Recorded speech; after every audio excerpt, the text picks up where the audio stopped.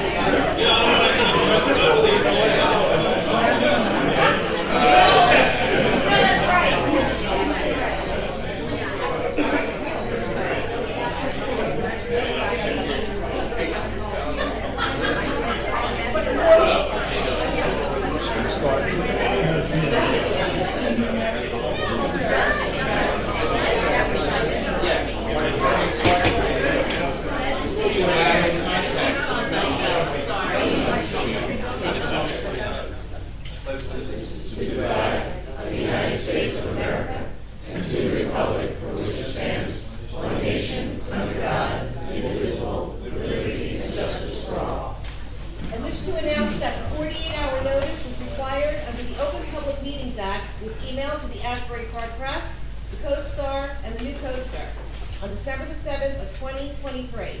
That a copy has been placed on the bulletin board in the borough office and that a copy has been filed with the municipal clerk. As a courtesy to the public, this meeting may be attended via Zoom. If for any reason the Zoom portion of this meeting fails or is disconnected, the in-person meeting will continue and action can and will be taken provided there is an in-person quorum. Mr. Noble? Here. Mr. Gubitosi? Here. Ms. Mahoney? Here. Mr. Weber? Here. Mayor Fox? Here. Good evening, everybody. Welcome to our 9th meeting of the year. I have and will continue to emphasize my commercial announcement for each meeting that we should welcome disagreement because it helps us think through things differently, but our voice should be a constructive one. We all want a brighter Bradley Beach and ask that you join us in this journey. I ask everyone to gauge their tone going forward. We're all neighbors. Unfortunately, this sometimes falls on deaf ears, and we're just going to have to continue in a positive way.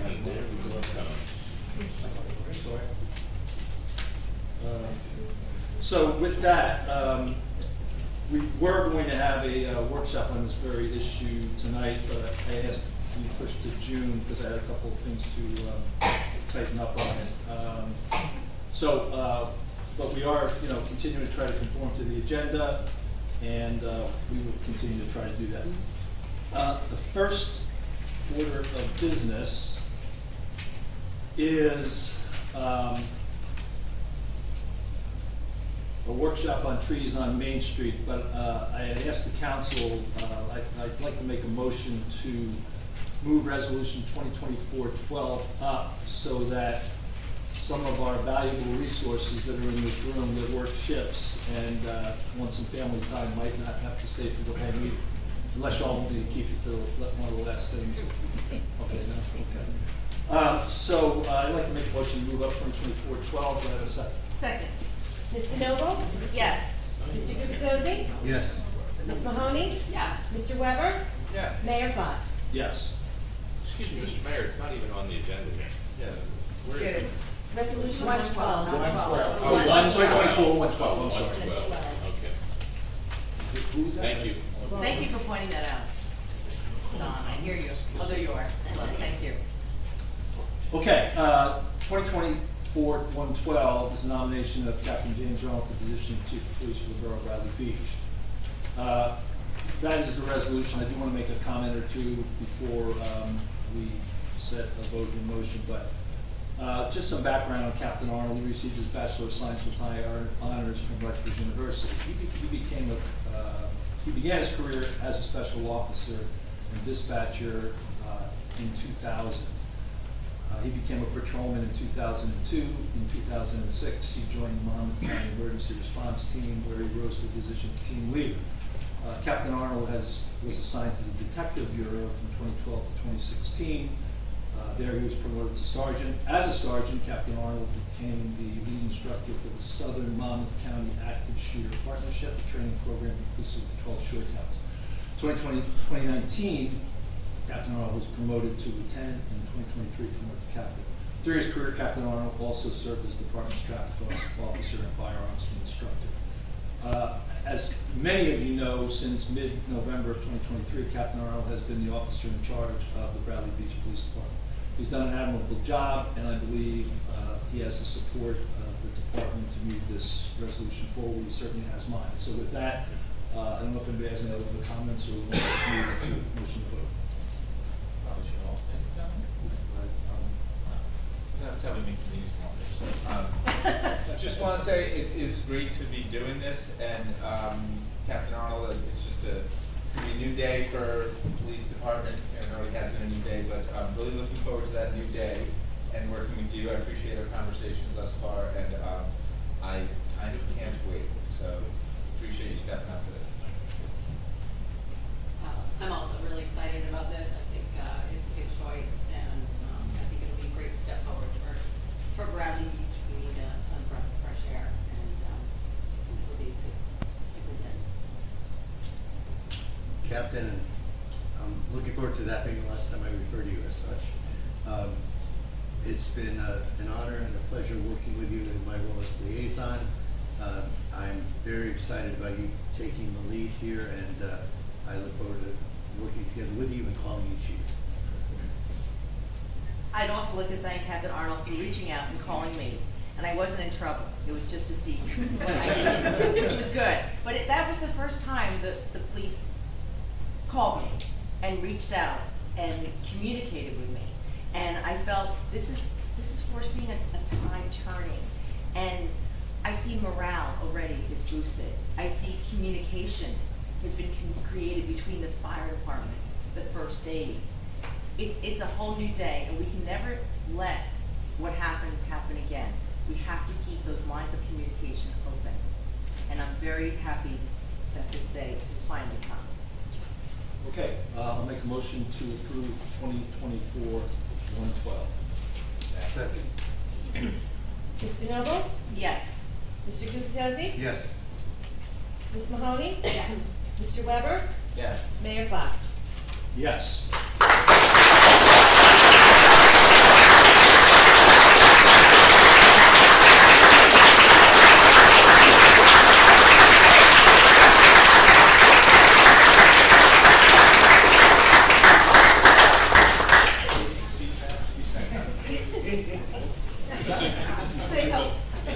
I warned you this might happen. Absolutely. Yeah, go ahead. I'll make this real quick, because we all know these meetings can be rather lengthy. There will be a swearing in, so that'll be my time to express a little bit more to you guys. But for tonight, Mayor, Council, I really want to say thank you, not for me, but for our police department. The men and women that work in that department are top-notch, and the resiliency and the motivation that they've shown over the past several months, it's just been so impressive. I'm so proud of everybody in that police department. I'm so proud to be part of that police department. A lot of the members are here tonight, as you see, on their own free time, like the mayor said. So thank you for coming out and supporting this resolution. The members of the community that came out to support this resolution, I thank you so much. It means a lot to us. This really helps move this police department in the right direction, just making this department great again. So thank you so much.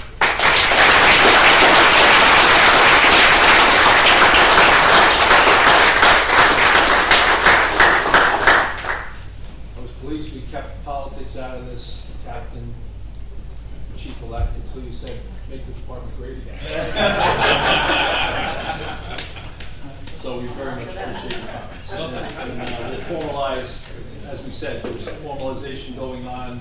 We're talking about, formalization elsewhere. We look forward to that. I thank everybody for coming tonight, particularly the folks that are out there every day, making it happen for us here, making this one of the safest towns in Monmouth County. We very much appreciate that. We don't get to say that enough, but we do very much appreciate that too, to each and every one. Okay, so our next workshop item is, actually, wait, before you guys go. Hello? Hello? Hello? Hey, could y'all come back for 1 minute? I'm sorry. I'm calling an audible here. If I could ask for one more motion, could we just move up presentations and bids to the next item? It'll only take 5 minutes, but I'd like, it'd be good to have these folks here too. Second. Mr. Noble? Yes.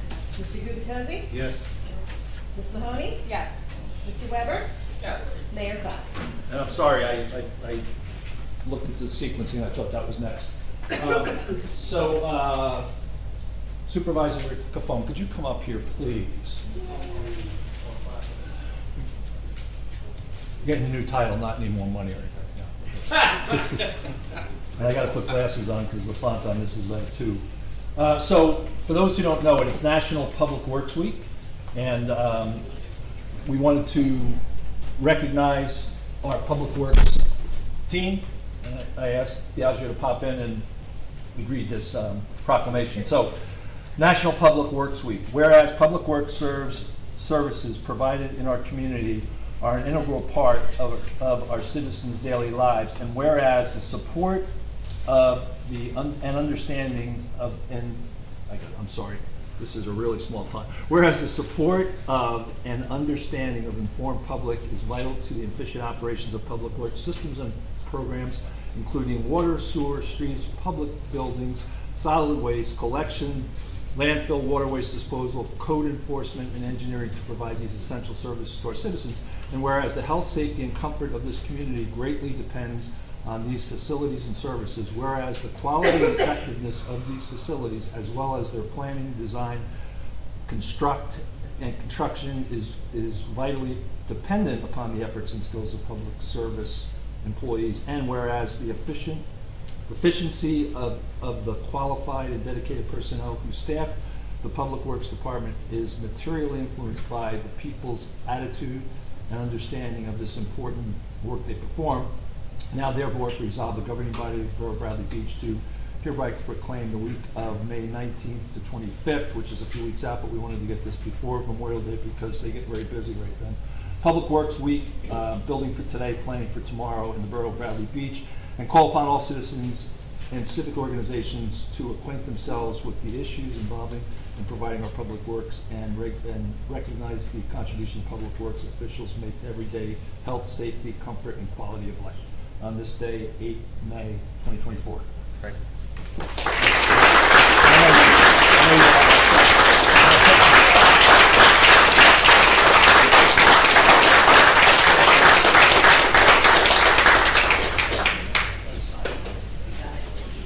Thank you all. Now, I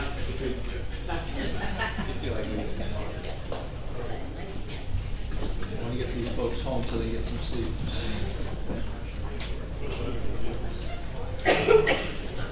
Okay, the next agenda item is the workshop on trees on Main Street. And I think Councilman Weber wants to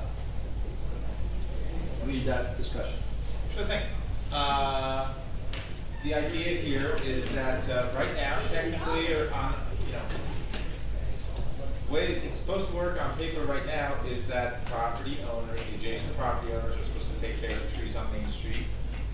There's roughly 75 different properties on Main Street, and I think the evidence is plain to see that if we have 75 different property owners doing or not doing their own thing with street care and maintenance and planting, that it doesn't really lead to much of a unified look on Main Street or a very good take that over. And the other underlying thought here is that in practice, the town already has. As long as I've been up here on council, there's been 2 different times we've called the county and asked the county shade tree commission to trim the trees on Main Street because we could get a better deal from the county than going out to the commercial provider.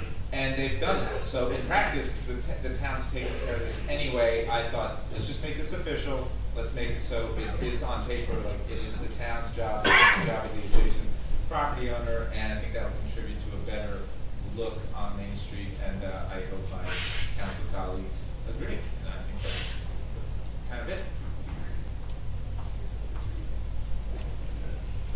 Yep. I think, Councilman Weber, you're right on the mark. I do think we need greater uniformity and greater consistency, and as we improve Main Street, we have to make sure we have a solution for our trees. Trees will be a vibrant part of the future Main Street, and property owner by property owner, we struggle tremendously. There are some that beautifully maintain their trees, prune them every so many years, and then there are others who go as far as to, on their own, cut them down, and everything in between. So we need the consistency. I'd like to think most of it, not all of our council will agree on that. The one question I think that we're going to need to address if we were to move forward with the borough taking control of the trees would be the funding for maintaining those trees. Because right now, in theory, sometimes in reality, depending on how consistent the property owners are, the property owners pay for the pruning and maintenance of the trees. If the borough takes it over, does that become a small burden on the taxpayers, or do we consider a small surcharge to each of the property owners on Main Street? And I don't know, as a council, we really are talking about this for the first time, but I think that's an important issue to address. I personally, I don't know mechanically how that works, but I am aware of surcharges existing for other activities. So if a surcharge was possible, someone would have to run the numbers, figure out roughly what the cost would be. My own rough guess is it might be $50 a property per month, and I can talk to everyone about details later. Per year. I'm sorry, per year. Yeah. So it may not be a significant surcharge, but conceptually, maybe in principle, I at least would advocate for there being some sort of a levy, some sort of a surcharge for the existing Main Street property owners. But other than that, I do think whatever way we pay for it, we need to take control of the trees. I also agree, and I know you talked about the county doing it. I did have a conversation with Tom Arnone today, and because I said to really understand what we need to do, we need to know how much this is going to cost. So he said just put a request in for shared service, and the county can do it for a fraction of the cost of a regular private tree service. So then we could also go through where you thought, we could also landlords of the buildings, or even with the Shade Tree Commission. I mean, if it's not that much money, we could even, maybe tap into their resources as well. So we do have options, but I think the first thing we have to establish is what is the cost. In addition, we just got a grant for Main Street, so that means there's going to be more trees coming. That means more trees will be pruned. But I'll tell you, I just got back from a trip from Europe. The way they keep their trees there, gorgeous, okay? And I know their taxes are probably 50% of their income, and that's why they have everything's perfect, right? But I thought, why can't we look more like that? And we all use Main Street. This is the benefit for all of us, because they say, oh, you're responsible for your tree at 3rd Avenue. Not everybody goes to 3rd Avenue. I feel like everybody in this room has gone to Main Street a few times at least in a year, and we can all benefit from a nice looking Main Street that we can all be proud of. So we have options, but we have to just figure out how much that option is going to cost us first. That's my suggestion, that we reach out and get from Monmouth County. Thank you.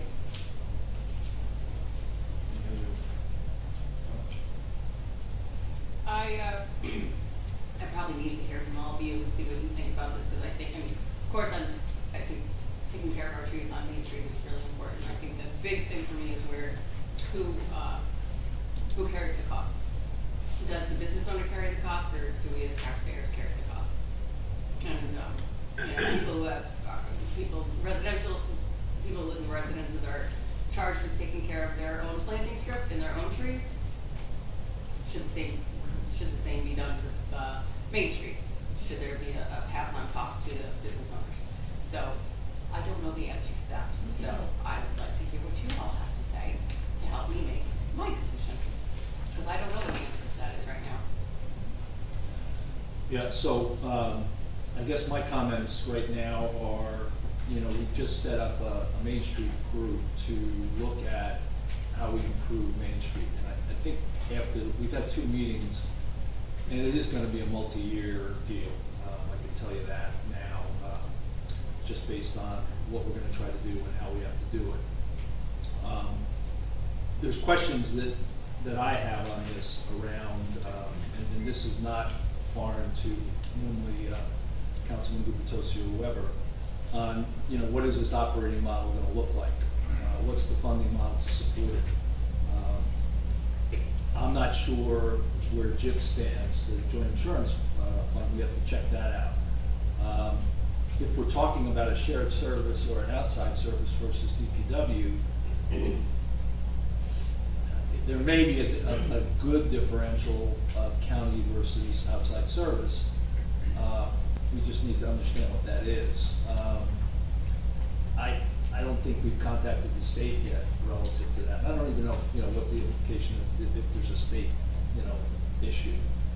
I am somewhat reticent relative to the Shade Tree Commission on this in the context of, we still, I think, have issues around how we govern, in the context of if somebody's home, somebody has a violation, incurring a fine, setting that violation to somebody currently is still a little fuzzy, and we've got to tighten that up. I struggle with having residents in a role of any kind of role of kind of enforcement, if you will. And I'm not saying that would happen. I'm just saying we have to understand in that operating model where if the Shade Tree Commission was involved, how would they be involved and what that input would be. So those are a couple of my comments. I don't know. I've spoken a little bit to the BA about this. I don't know if you have any comments. I think the shared service is an interesting idea. I know that DPW right now doesn't have the capabilities or the capacity to take this on. We don't have a bucket truck, for example, to do anything with the trees that go into the wires or anything like that. So there's definitely funding's the big issue, but I think shared service might be a good option to explore. Like I said, my big hesitation, and I think it's a question that can get answered easily, is does this put any increased liability onto the borough as far as insurance liabilities go? So that would be the question that I would have for Jen. Just one other clarifying comment. I'm close to a number of members on the Shade Tree. Mayor, to assuage any concerns you have, I don't think Shade Tree Commission wants anything to do with managing this process or in any way interfering with the processes of our government. So that came up once before with the red flag trees. They wanted nothing to do with that. In fact, I think at that point, Dr. Heflick, who was the chair at the time, raised concerns in public that we, the borough, had communicated that the Shade Tree was taking some initiative that in fact they weren't. So I think at least for that one concern you raised, I think we're off the hook. Shade Tree wants nothing to do with it, other than they just want to increase the canopy of our trees in Bradley Beach. But they would, to me, this is all about questions like Mr. Markey you just raised and others on this panel have raised. But it's our ordinances. We decide ultimately how we fund, if we want to move forward, how we move forward. And we're changing an existing ordinance if we do at all. And we should have that authority to do that, to change our own ordinances. And my comment relative to Shade Tree was somebody, I think, honestly, Danilo made a comment on that. Yeah. My only caution with the Shade Tree Commission is that, I just thought they could help with the funding, because they wanna, a lot of times they get $10,000 from the town that they don't even use, and they give it back every year, goes back into the capital fund. I just thought that might be a possibility, just to, Yeah. but again, we need to know the cost, you know, like, many years ago, I asked somebody, said, oh, I could do it for $75 a tree. So if you have 100 trees, it's $7,500, so it might not be as much as we think it's going to be.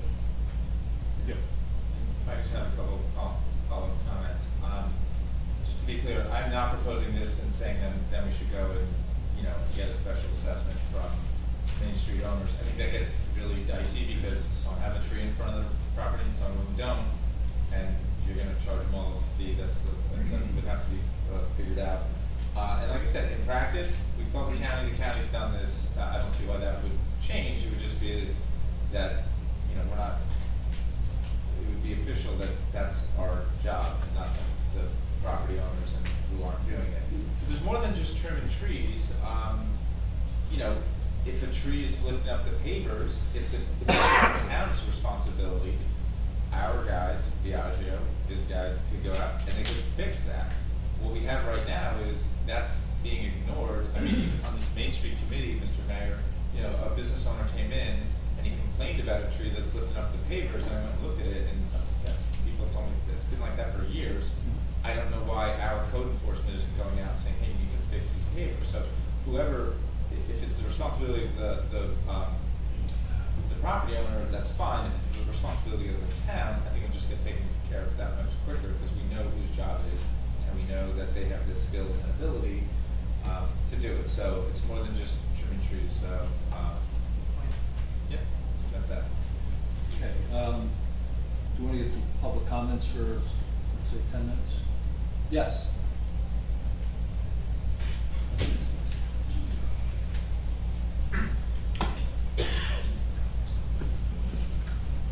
Deborah Grinnell, 401 Fifth Avenue. Didn't know I was actually going to be speaking about this tonight, but if you know my house, I live at the corner of Fifth and Madison. I have 6 lovely, very expensive London planes that I just paid $1,400 to have trimmed. So, how do you differentiate trees on Main Street? Because I'll happily pay $50 a month as opposed to my $1,400 to have my trees taken care of. So when you're talking about Main Street, are you also talking about the rest of the trees in town? So something to think about, because those trees technically belong to the town. I can't cut them down. I know I'm responsible for any damage that they do. Last year I replaced a windshield on my cousin's truck because a branch came down. So I think you need to think about all the trees, not just Main Street. Thank you. If I can just respond to that, Mr. Mayor. Yeah, it's a great point. I just want to say, Deb, that, you know, we thought about that, and kind of like Councilwoman DeNoble said, Main Street's everybody's. Like, yes, you and me, we're all responsible for the trees in front of our house. I think it's great that you paid $1,400 to trim them. I'm not sure it would work out if we did a $50 a year assessment. I mean, I don't know when the last time you paid $1,400. So, I do those trees every couple of years. yeah, okay. So, A lot of money. as But the liability of a branch coming down on somebody's head as they walk to the beach past my street is part of the town. And I just recently watched the utility authority come through, and I was talking to the guys. I said, "Oh my God, I just paid $1,400, and now you're trimming the trees." And he said, "Oh no, we don't touch yours. You don't have lines going through." That was JCPenney. Yeah, exactly. So they take care of the trees where there's lines, but they don't take care of the trees where there's, like my corner that has the lines. and they have them, and it's really So, bad. I mean, I get it, but I think that it needs to be addressed for everybody, not just Main Street. Good, thank you. Thanks for that. Yes?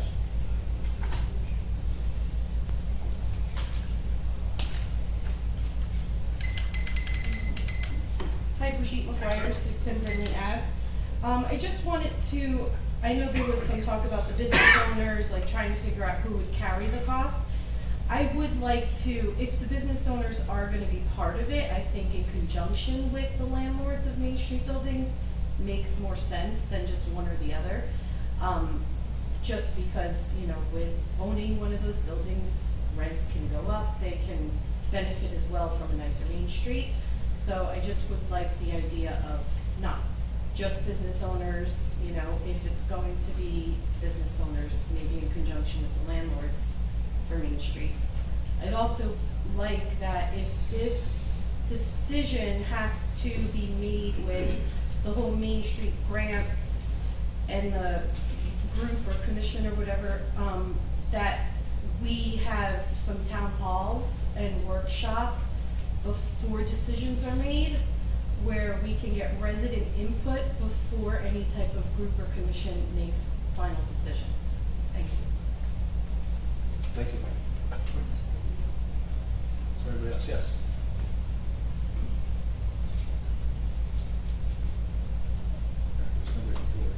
I do not, no hands on the board.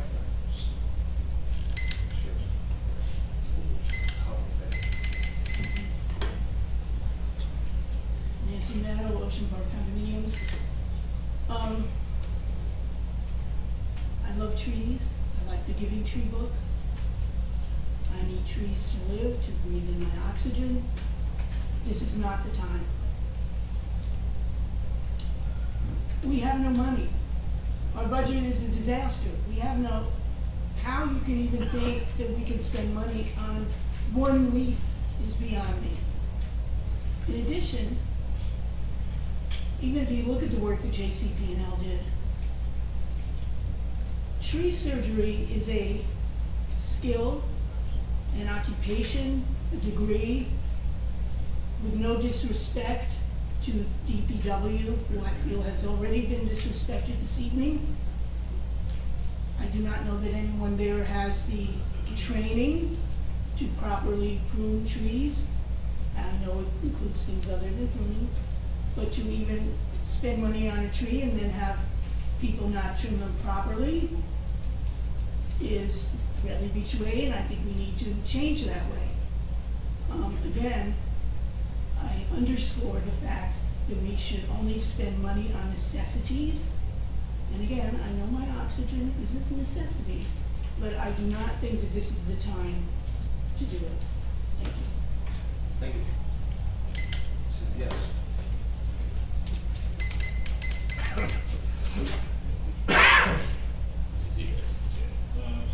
Yeah, Thomas J. Cohen, 612 Third Avenue. I do agree with Ms. Brunel. I prune my trees on a 5-year cycle.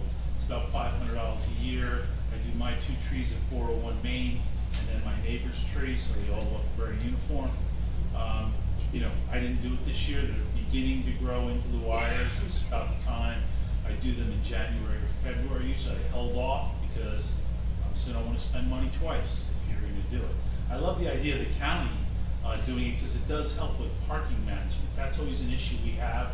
We have to coordinate with the police department to block off the parking spaces on the morning that we're going to prune the trees. But if it could be done unilaterally down the whole block, that would help. Also, we do pay a substantial amount of county taxes, so it would be nice to get some benefit from that. But I do agree that it's really not fair to the other residents who have to maintain their trees. Also, Mayor, I'm puzzled about, you've had 2 meetings in the Main Street. I volunteered to be on the committee, but no one called me. And you've had 2 meetings? Yep. Yeah. Do you have other Main Street landlords for 27 years? No, we've got. Oh, okay. Thank you. Thank you. Anybody else? Okay. We appreciate everybody's input. And we will move on. Okay. The next agenda item is approval of minutes. So I'll make a motion to approve the April 24th, 2024 council business meetings. Second. Mrs. Noble? Abstain. Mr. Gubatose? Abstain. Ms. Mahoney? Yes. Mr. Weber? Yes. Mayor Fox? Yes.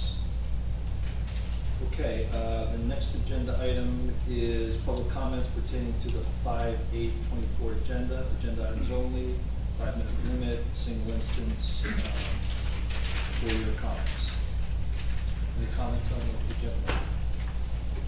Yes. Just one question, since it's Public Works Week, Do our public works employees have a contract yet? That's not on the agenda, I'm sorry. Well, it's public works, so, Yeah, it's really not. do they have a contract yet, though? I mean, No, they don't, and that's being worked out. Yes. Yeah. Regine McGuire, 610 Brennan Ave. I do think it was a little bit of an embarrassment, a lot of it of an embarrassment to do a public works proclamation. I was told on the way out, dispatch, week was 2 weeks ago, and they got nothing, and still no contract is what I was told. So it was a punch in the gut, and those words were spoken on the way out the door. So, the other thing I want to mention, which I've repeated time and time again, is I'm asking for the introduction of the budget to be voted down.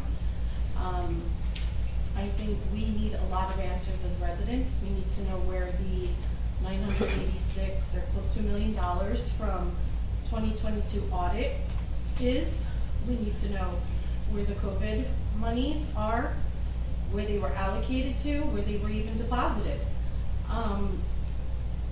I think we need to confirm that $500,000 was replenished for 2023 and check on where the 600,000 went, because we were told that 300 was going to be not, 300,000 was not going to be replenished, and now it's 600,000. So we need all of this information before a budget is passed. I also think DPW needs a contract before any budget is passed. And I'm talking a 2024 contract, so we're like way behind at this point. How do we pass the budget if we don't know salaries, if we don't know vacation or sick leaves, if we don't know any of that? So I just don't see how this is going to pass. I think we have all the material mistakes that showed up that were even brought over to the next year in 2022 that came up on that report. We need an investigation in here. We need the DCA to come in.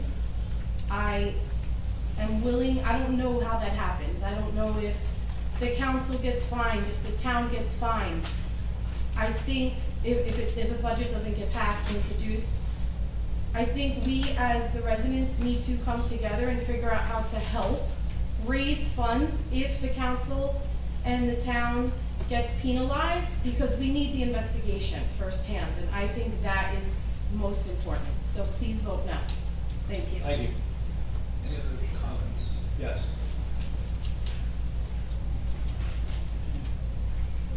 Hey, Thomas J. Cohen, 612 Third Avenue. First of all, on the settlement, 2024-113, the settlement pending litigation, that is actually not a settlement of litigation. The mayor, the town was found guilty of not supplying the OPRAs. This is merely a financial settlement, so I just want to make that clear. It's not a settlement of the litigation. Second of all, Mayor, when you break the agenda like that, you don't give the public an ability to comment on resolutions that you do before the public comment. So I'd like to take this time to congratulate Captain Arnold on his new position. But because it would have been nice if some of the public could have done that. But also I'd like to make a motion that Sergeant William Major be made the new captain, because he really stepped up. And no one's mentioned his name in this room. And everyone owes him a debt of gratitude for the evil leadership that we put up with in this town for a long time. He's a gentleman who stepped up, and I want to thank him. Also, on the daily beach badges, we don't know what the budgets are. We don't know what's going on. Charge $13. We don't know about the back pay that was supposed to be paid. We don't know about the new minimum wage. The taxpayer shouldn't be stuck with all this. But we don't really get a lot of budget information on how things work. It should be $13. That's my recommendation on that. And on the resolution to retire to executive session, Mr. Cannon, will there be any business done after that point? Yeah, okay, great, thank you very much. Thank you, yes.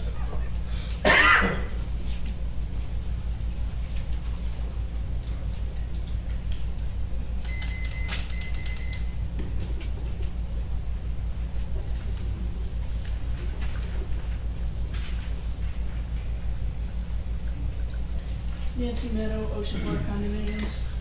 I want to underscore what Ms. McGuire said, Mr. Cohen. I am appalled that the public did not get to have comments prior to pushing through the police captain's promotion. Had we done that, I would have said that I don't know him, I have no personal opinion there. However, I think he put the cart before the horse. I have requested numerous times that the ordinance go back to having the police chief report to the VA. I've been ignored, and that could affect how somebody, whether or not they want a position. It's not just about who we want to hire, it's about who wants to work here. The rest of my points, I guess, are moot. I'm glad to see you at least had an opportunity to speak to him.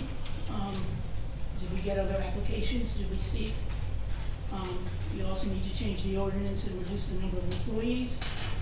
With that being said, prior to dealing with beach badges, I would think you would revise that ordinance with the percentage of other department employees' pays that are pulled out of the beach utility. Yes, we know that the budget's a mess. You cannot conceivably pass that. I would also say regarding resolutions 2024-103-107, I've stated this before, we need to take a refundable deposit even for a pass-through. It's just, how many times do we have to say the same things? And yes, Public Works needs a contract. My services are starting to decline because they're 2 people short. They wouldn't be 2 people short if they had money, if they were paid. So really, that's on you. I would also say that with the budget, you need to look at what's a necessity, what personnel are necessities. Because I can go through right now and take my teacher red pencil and just go, nope, nope, nope. And I implore you, until we have P&Ls on the rec center, P&Ls on tourism, P&Ls on all various departments, with questions answered about incomes, where the sources are, where the deposits are. Why is everything free at the rec center? Why does not Bradley Beach residents get first pick? I can go on and on and on. We need to get the town in order before you start frivolously spending our money. Thank you. Thank you. Yes.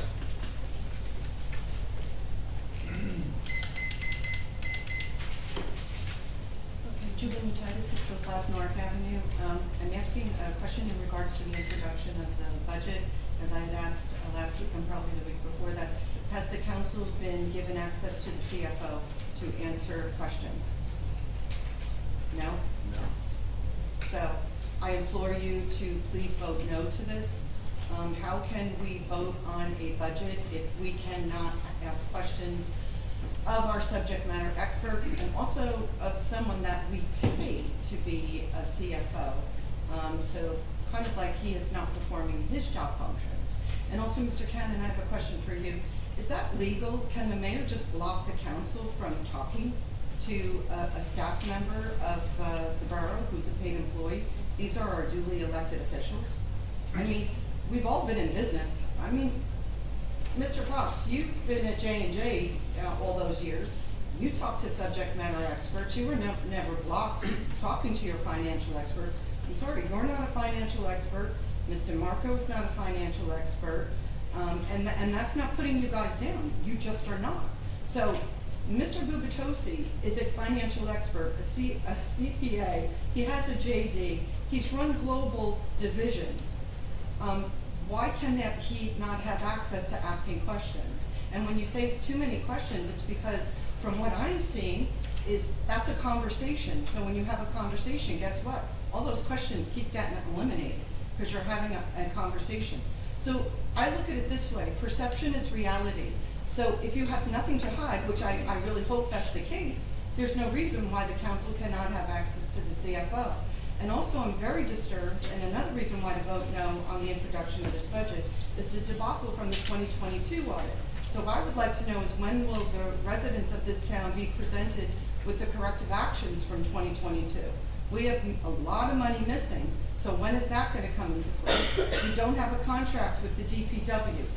How do we put together a financial plan for this town when it's a domino effect? 2022, missing money, mismanagement, financial mismanagement, we need corrective actions.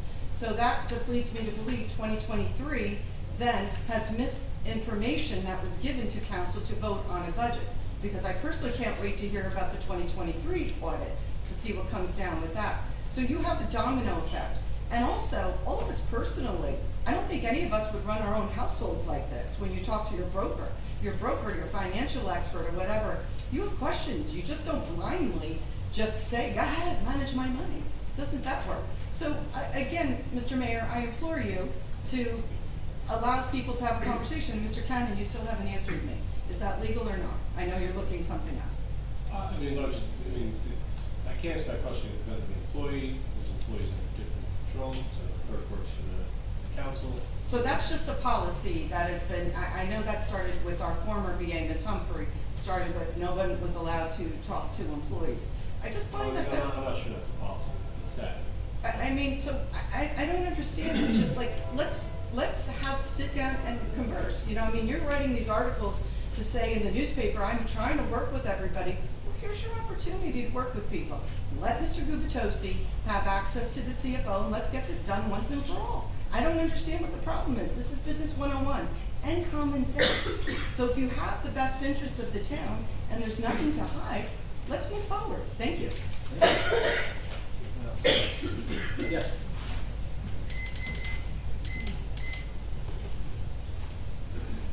Irene Shishias, 112 Fourth Avenue. Could anybody give me a progress report on the audit for 2023? Is that going to be submitted before the deadline? I can get you an answer to that. Well, yes. I asked that the last time, and I'm still waiting. Well, the auditor's coming in tomorrow, so he'll be speaking. Okay, now is Mr. Fahrenbach still negotiating the, participating in the budget? He's part of the team, yes. Yes, and so I'm still waiting for an answer regarding how much time and what portion of the negotiations he participates in. And has the council been given equal time to participate in this? Because they're also on the committee. Well, we're not really on a committee, but we've had no, other than a Well, very rare according to update. the email that I received from the mayor, the council has been named as members of the committee for negotiating the budget. And I'd be happy to share all of that. I can easily retrieve it from my emails. And Mr. Fahrenbach's name was mentioned, department heads were mentioned, and each line, council's names were mentioned. And I will be happy to.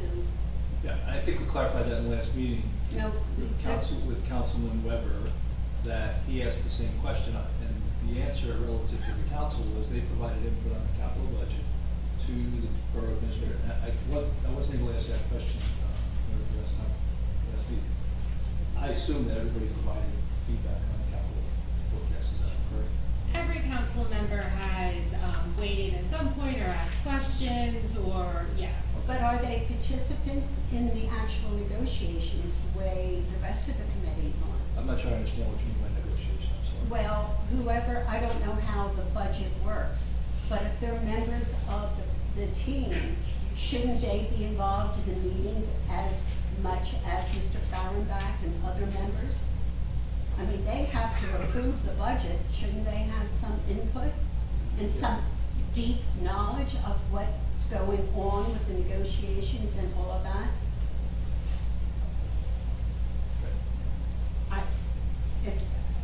Don't you feel that, as a resident, I would like to see that my council is represented there on an equal basis? Understanding your point. But will they be participating? They have provided us input as part of it. But if I ask, Why don't I do this, Mrs. Shishias? I will outline the steps in the budget and where we are and what has to happen next. Mr. Shishius, maybe I can help clarify. You're effectively asking, I think, two different questions. okay, One question is what input we've had on the budget, and the other question is what input are we having within the calculations? Thank Now, you. granted, there's a little link. The only input we've had on the budget is we've been allowed to ask questions. We really haven't received answers to help us understand. So we've had very limited interaction on the budget. And regarding the Local 152, we have very rare updates, but other than that, no interaction whatsoever. So your question was around contract negotiations? I'm Yes. sorry. no, but the budget in general. The budget in general. so- Yes, Oh, you're talking no, it about- had nothing to do with the, Oh, had nothing to do with Mr. Bernstein and. Oh, then there's just us asking questions so far. I think he was asking if you're on the team. Yes. To be referring to. Yes, We the are not, team. we are not on the team. No. But Well, your you names provide were input. listed on the email that I received from the Right, mayor. you asked me a question, and I answered your question relative to the people who have been involved in the budget process. I view that as a But the team. council's saying they're not active members. Well, they provided us input on capital, and they've been asking us questions, which we've been responding to. As So I maybe your see- definition of team and mine's different, so. Well, it seems like the council has a difference of opinion as you, Mayor. Okay, thank you. Yes, yes.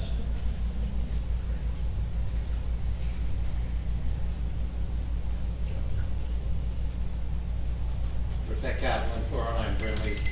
A couple of things, a few things actually. Chief Arnold, just wanted to say congratulations. I'm among those that made a lot of noise about what happened here. Please, I want to acknowledge that you've probably been through a whole lot in the last however many months. It could not have been easy for you.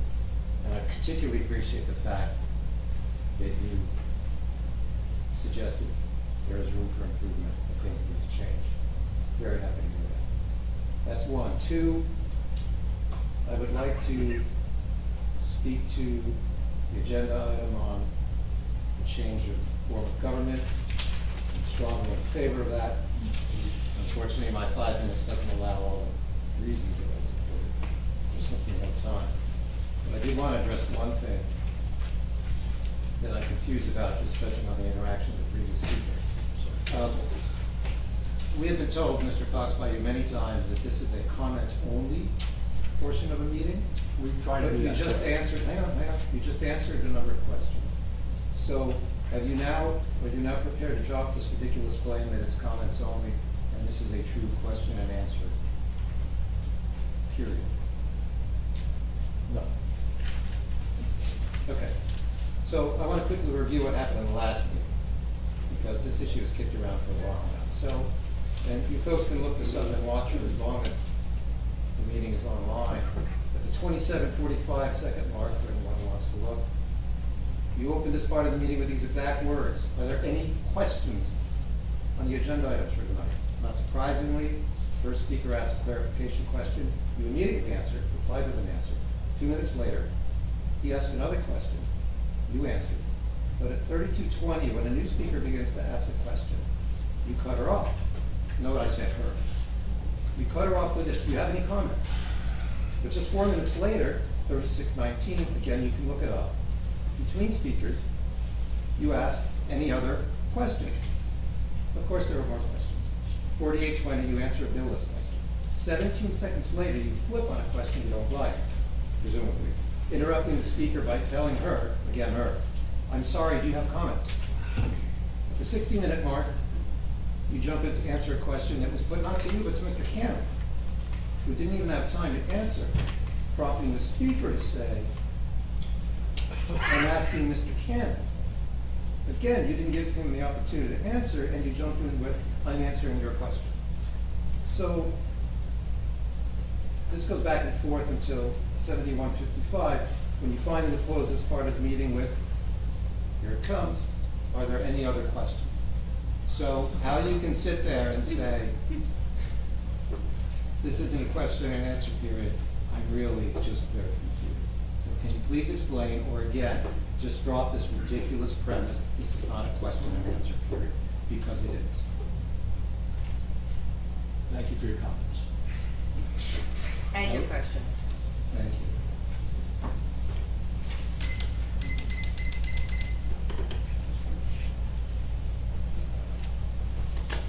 No other questions? Okay, we're gonna move to the next agenda item, which is, I said it, I'm sorry, no other comments. I'm sorry, I'm gonna quote Jesse Jackson here, God isn't finished with me yet, I do make mistakes when I talk sometimes, so I apologize for that. Okay, let's move to ordinances. We have one introduction and one adoption today. Ordinance amending chapter 396, stormwater management of the borough's revised general ordinances to revise the borough's stormwater. For recommendations from Monmouth County Planning Board, are there any council comments on 2024-6? I guess, Mr. Mayor, just for the benefit, not only of me, but for the public, it seems like the edits are relatively minor, and if I'm remembering correctly, these are edits being made to something that we only introduced a few months ago. Is that correct? The Yes, stormwater and management. these edits are actually, they were requested by the county, so we have to do them. So, but it's something we adopted because of the county's recommendation a few Yes, months yes, ago. yeah. And now they've already It come went back to through, us. it went through the consistency here. We adopted according to the state model, as we discussed at the introduction. So I'm gonna speak louder. Part of that review process goes to the Monmouth County Planning Board. They also had comments, so this is their revision. And again, I'm fine with the comments. I just want to make sure we all understand.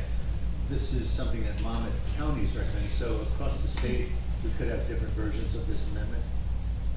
Or others could be, adopting the same amendments?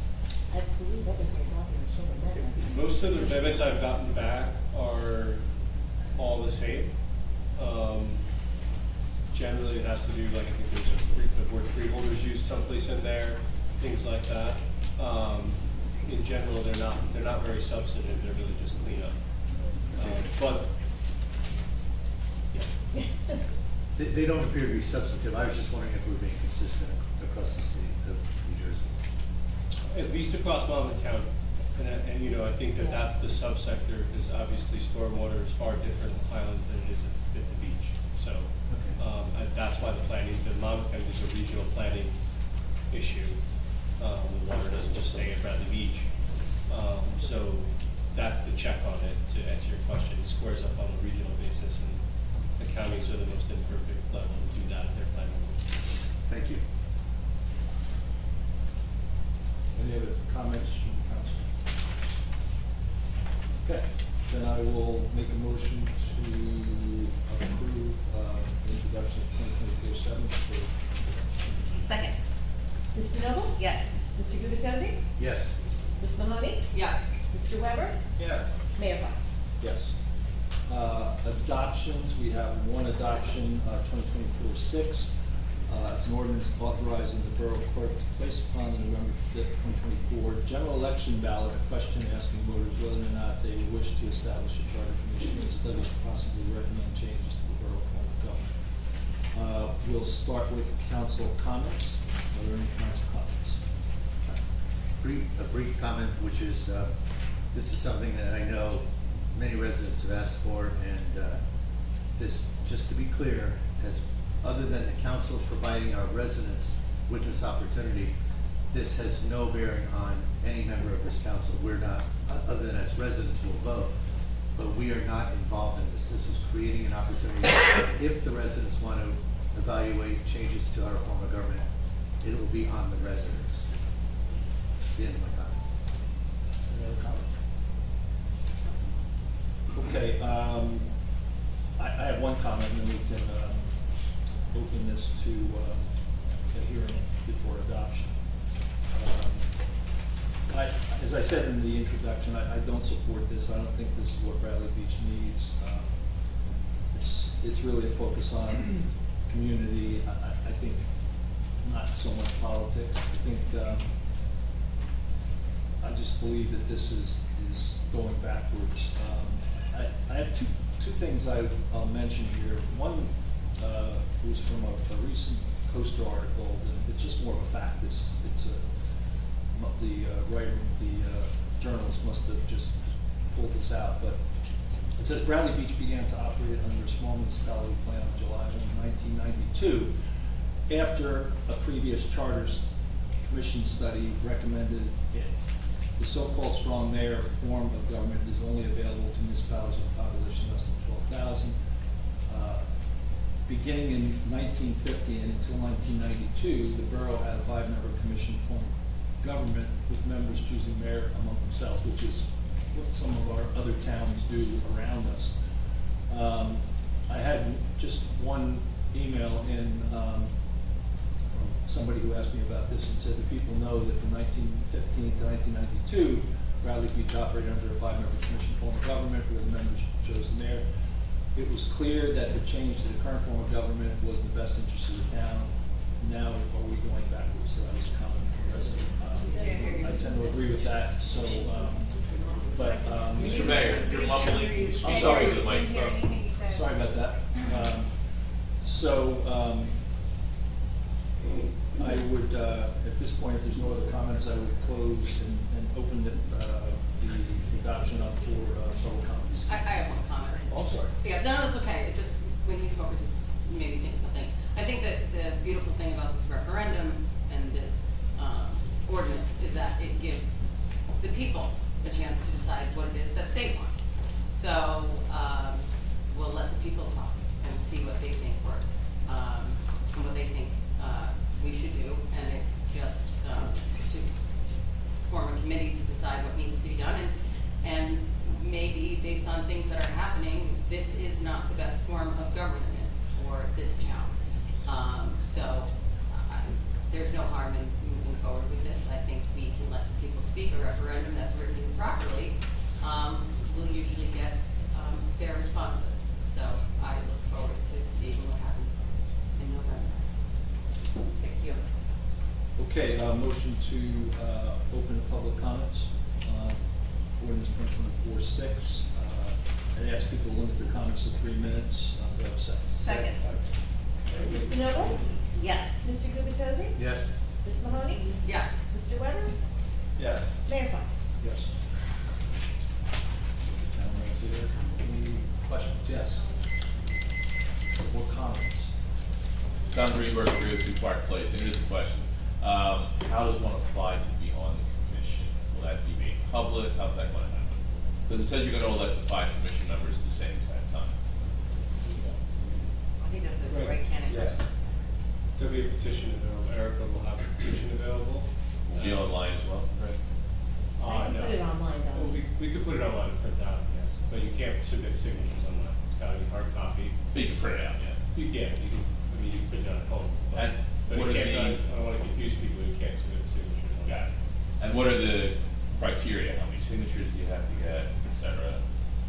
Is that like a county thing or a state thing? We'd have to or spell all that set? out for the people. Or is that something that just the council and mayor come up with? No, it would have to be something we'd spell out, and we have to go by guidelines. Yeah. So there are state guidelines for that? It's in the Faulkner Act. Oh, it's in the Faulkner Act. I just don't know what it is off the top of my head. Gotcha. But Eric and I already went about procuring a form to be prepared. And we have not put that form together yet. Actually, it was literally just a few moments ago. Okay. But the form will have how many signatures you need and the requirements under the Faulkner Act, and people can pick them up and turn them in. Cool, thank you. Very similar to a mayor packet or a council packet when it's time to run for those positions. It'll No, thank you. it'll be a similar type of petition. Thank you. Okay. Great. And I just gotta say, I do support this. There's no harm in investigating the possibilities. And that's all we're doing, investigating possibilities. Thank you, yes.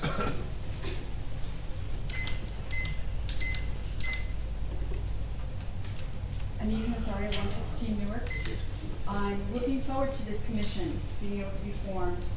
I think, like many things in life, Bradley Beach has outgrown the current form of government, and I think we need to review what our issues are, financial issues, the other issues we have in town, and see how we can do better. And I think the commission can do that. I do have a question. Erica, the petition is to elect the commission, or is the petition to put the It referendum? would be to elect the commission, am I correct? Yes, so there'll be 20 days from now, the ordinance isn't in effect yet, until 20 days from now, if there's no challenge or the ordinance is still in effect, then there will be a ballot question placed on the ballot, and there will be candidates listed underneath, and it will say, do you think there should be a charter study commission fundamentally? The actual wording is in the ordinance. That, there's no changing that, that's in the contract. All right, thank You you. just insert the date, and then it'll be under that, so you vote if yes, and if this passes, who would you want to serve? And then you answer the next question, 5 candidates out of however many you file. Okay, great, thank you. And those 5 candidates need to be on the ballot, right? Yes, they have to Yeah. file in Yeah. time, essentially Yeah. by the nonpartisan, the same deadline for the municipal election here, this is a nonpartisan town. Have to file. What is that deadline? You know? It's the first Monday or Tuesday in September, isn't it? No, August. You No, know it's better than me. August. It's Oh, it's August. August? I don't know the exact date off the top of my head, but it is in August, so. Thank you. Yes. Thomas J. Cohen, 612 Third Avenue. I would appreciate it if you approve this. I think it's really interesting that this proposal was originally made by Councilman Sexsmith over the series. Apparently, he was acknowledging that it wasn't really working too. So I appreciate this council following up with it. I mean, clearly, no one really envisioned a strong mayor form of government being used like this to block you from meeting with employees and manipulating. Nobody's blocking anybody, Mr. Cohen. Yes, Number they one. are, sir. I'm Yes, sorry, they are. it's not the case, but just another point on Mr. Sexsmith.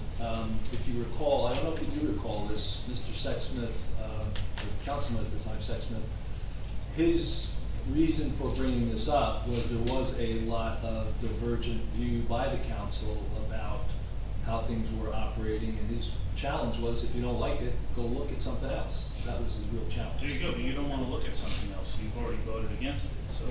I'm just telling you what understand where you're Councilman coming from. Sexsmith Yeah, said. yes, but we've had mayors before who work collaboratively, and that's really what the public envisions, and hopefully we can get to that with a new form of government. Yeah. Thank you. Thank you. Okay, there's nobody else. We will, this then moves to closing this and vote. I'll make a motion that we adopt ordinance 2024-6, authorizing the borough clerk to place upon the November 5, 2024 general election ballot a question asking voters whether or not they wish to establish a charter commission to study and possibly recommend changes to the borough's form of government. Is there a second? Second, Mr. Noble? I'd like to add one more thought. Out of the 564 municipalities in the state of New Jersey, only 7 boroughs have our form of government. Probably only 7 because it just doesn't work. My vote is yes. Mr. Gubatesi? Yes. Ms. Mahoney? Yes. Mr. Weber? Yes. Mayor Fox? I'm going to vote no, and again, I'll just make my brief comment. I don't think this is what we need right now. We've got a tremendous amount going on in town. I think we can be better served with our resources working on something else. And I would just check that number. I think the number is more like 14 pounds. Okay. Yeah. It's still very small. Oh, it is. It's not a Out of large. 564, it's very small. It's not a large number, you're absolutely A lot right. of change since then. Okay, we're going to move to number 10, communications. We've got 4 communications, public service, public works, some seasonal employees, the beach staff, employees, we're gearing up for that. And then the environmental commission and the library board, the couple that, I'll just mention a few of those. Because I do want to thank 2 members on the environmental commission, Dan Leas, who I don't know how many years he was on the environmental commission, but I think he was on for a number of years, but he just kind of had some other priorities to focus on and respectfully resigned. And Kathy Mitchell also, we thank them for their service. Dennis Martens and Katie Saladudi Sorensen have accepted roles on the environmental commission, and I know that they met the other night with the new chair, and we actually, I should mention this, the chair has shifted to Jeff Curtis. Liz Hernandez has accepted a new position on the State Board of Health, and just have some other things going on. So she's still on the environmental commission, but they switched off from a leadership perspective. And then Susan Vonsover has accepted the mayor's alternate on the library board. Okay, let's move to resolutions. We have a number of individual resolutions. Well, let's do the consent first. On the consent, I'll just read quickly. 2024-102, authorizing the appointment of a special class 1 law enforcement officer attending June class 1 of the County Police Academy. 2024-103, approval of the Brain Injury Alliance of New Jersey to conduct their annual 5K walk on October 5th, 7:30 to 12:30 to pass through. 2024-104, approval of the Asbury Park Firefighters Local 384 to conduct their 5K run Saturday, June 22nd, 8 to 9. 2024-105, approval of United Engine Fire to conduct their 5K run. 5K is going on here August 17th from 6:30 to 12. This is the Bradley Beach 5K. Right? Yes, it is, yes, it is. The Bradley Beach 5K. Fire department. Yes. I'm sorry, That's Tom. why I put had to get BBFD in 5K at parentheses. Bradley Beach on this to make sure people understood Yeah. it. And I see the person who's organizing this and has been running it for how many years? 15. 15 years is here to make sure that happens. Approval of the Certified Foundation Jersey Shore chapter to conduct their chapter meeting on Fifth Avenue Gazebo, June 5th, 2024. 2024-107, approving block party for Burlington Avenue. I guess this is the second annual on July 20th, 2024, with the rain date of Sunday, July 21st, 2024. And then last 2024-108, approval of lien redemption refund for 613 McCade at the amount of $26,760.45. I'll make a motion to approve the consent agenda. Second. Mr. Noble? Yes. Mr. Gubatose? Yes. Ms. Mahoney? Yes. Mr. Weber? Yes. Mayor Fox? Yes. Okay, individual resolutions. We have introduction of 2024 budget, read only. I'll make a motion to approve 2024-86. Second. Mr. Noble? No. Mr. Gubatose? I've been stating for 5 weeks now that I cannot approve this until I understand it. In order to understand it, I need access to the CFO. I will vote no. Ms. Mahoney? No, we need more details, so that we can see how appropriations and revenues are totaling up to the funds. I'm trying to work with the mayor to see if we could. You're not casting a negative ball on that. No, I'm talking about how it's, trepidatious for both of us, because we're both talking about concessions, so that if possibly, Councilman Gubatose. Shouldn't talk about private negotiations. Oh, okay. I know, but it doesn't involve me paying you any money. So that if we, maybe pared down some questions, maybe we could get some time with the CFO. So because if we don't get time with the CFO, I am not ready to approve this, because we have questions that we need answers. And, Councilman Gubatose is even more, strict about that, because he really has questions that he needs answers, and I can't see how we can't work together to find some time if we set parameters on things, that we can't come together and Councilman Gubatose and I can sit down and talk to the CFO and get some answers. And then we'll feel satisfied, and I think you will all feel better about the information that we can get back to you about what is actually happening with our budget. So I'm gonna vote no. Thank you. Councilman Weber? Tom Wood? You're up. In the middle of a vote, Mr. Mayor? Good, Councilman. Okay. So this is the third time this budget has been introduced, and the same thing's gonna happen. And as happened the last 2 times. You know what they say, the definition of insanity is and all that. I just wanna emphasize that, I don't see this council changing their position until they get questions answered and have time with the CFO and all that. So I would hope that this third time of voting down the introduction of the budget would get something to change on the administration's end. And I will just say, I searched the memory banks, and a very long time ago, like every time that I've had a time with the CFO. It wasn't any extra special favor asked, it was just part of the process. Sat down, one-on-one, talked to the CFO. We could probably streamline that this time, and they probably wouldn't have to sit down with each and every single one of us, but they definitely have to sit down with one or two of us. So if we can make that happen, I think, you know, the budget will get introduced, and then we can move from there. I will say, it does hurt the town to be passing the budget this late. And we got department heads, some in the room, some not in the room, but it's problematic for them to not know, you know, like literally half the year is gonna be over before we pass the budget, and that's not ideal. It's always gonna be some of the year, but it's the less it is, the better. So there are consequences to this. I'm very aware of the consequences, but I really wish the administration would just take a different tack, because otherwise we're gonna do the same thing 2 weeks from now, so I will vote no. Mayor Fox? I vote yes. You know, I believe we've worked very hard to answer the questions that have come forward. We spent a lot of hours on that. And I know the last set that we answered was on April 17th. I just hope that we can move forward also. So yes, thank you. Okay, let's move to the next agenda item, which is, sorry about that, the next resolution, which is 2024-109, daily and weekly beach badges. So I think Erica pointed out, our clerk pointed out that we didn't formalize any vote on daily beach badges in November. We focused more on seasonal, senior, junior.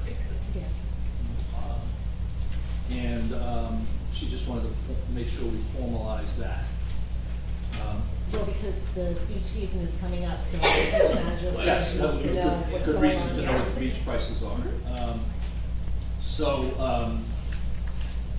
We have provided an estimate of fund balances, and our fund balance, I'll just make one or two comments, on the beach has come down from about 900 to about 600.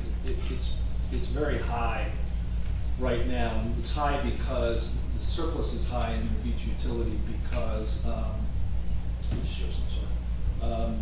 because I was looking for a document here that I can't put my hands on, I'll just do it from memory. That in 2021, the COVID year, we just blew every forecast out of the water, number one, and two, I think we had a beach price in 2021 for dailies of $14. We peeled that down to $12 in 2022 because we experienced a very positive outcome for 2021. We continue to have a positive outcome in 2022, 2023, and hopefully in 2024, but we have seen a deterioration. We reviewed that in November. We have seen, and we have forecasted about a 5% deterioration. Why is that? It's not because of the Bradley Beach beaches or the experience.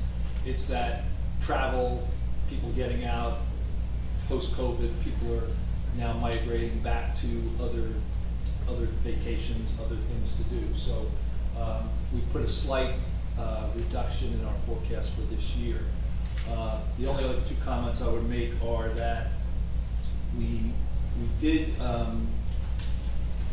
in November, when we voted on beach badge prices, we did have an analysis that said one recommendation was to go from $80 to $90 on seasonals, and that was, we ended up going to 85, and we said 40, one of the recommendations was $40 for seniors and juniors, and we went to 37. So the benefit of that move, or that, that approval, was about $62,000 that enhances our operating. Bless you. Had we gone to the $90 and $40, it would have been an additional $66,000, which we opted not to put in place.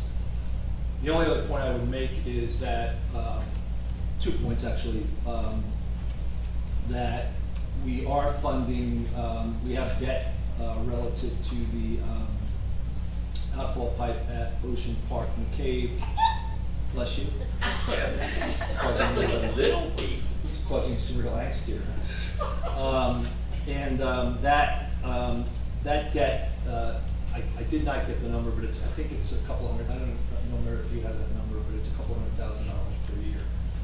So my point is, we're gonna see, if all things are equal and we do our due diligence this year with hiring and operating, I think we'll see a continued deterioration in the beach utility surplus.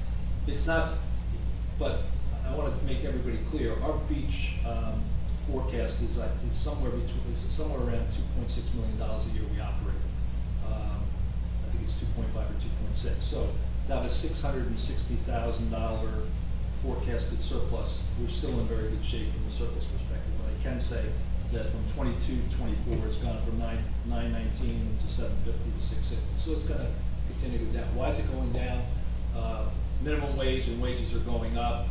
Our operating costs are up. So that's why that's going to happen. You know, are we in the red zone? Not at all. But the value of $1 increase in dailies is about $80,000. We sell about 80,000 badges in a good year. The last 3 years we've sold about 80,000 badges. So if we opted to go up $1, it's an $80,000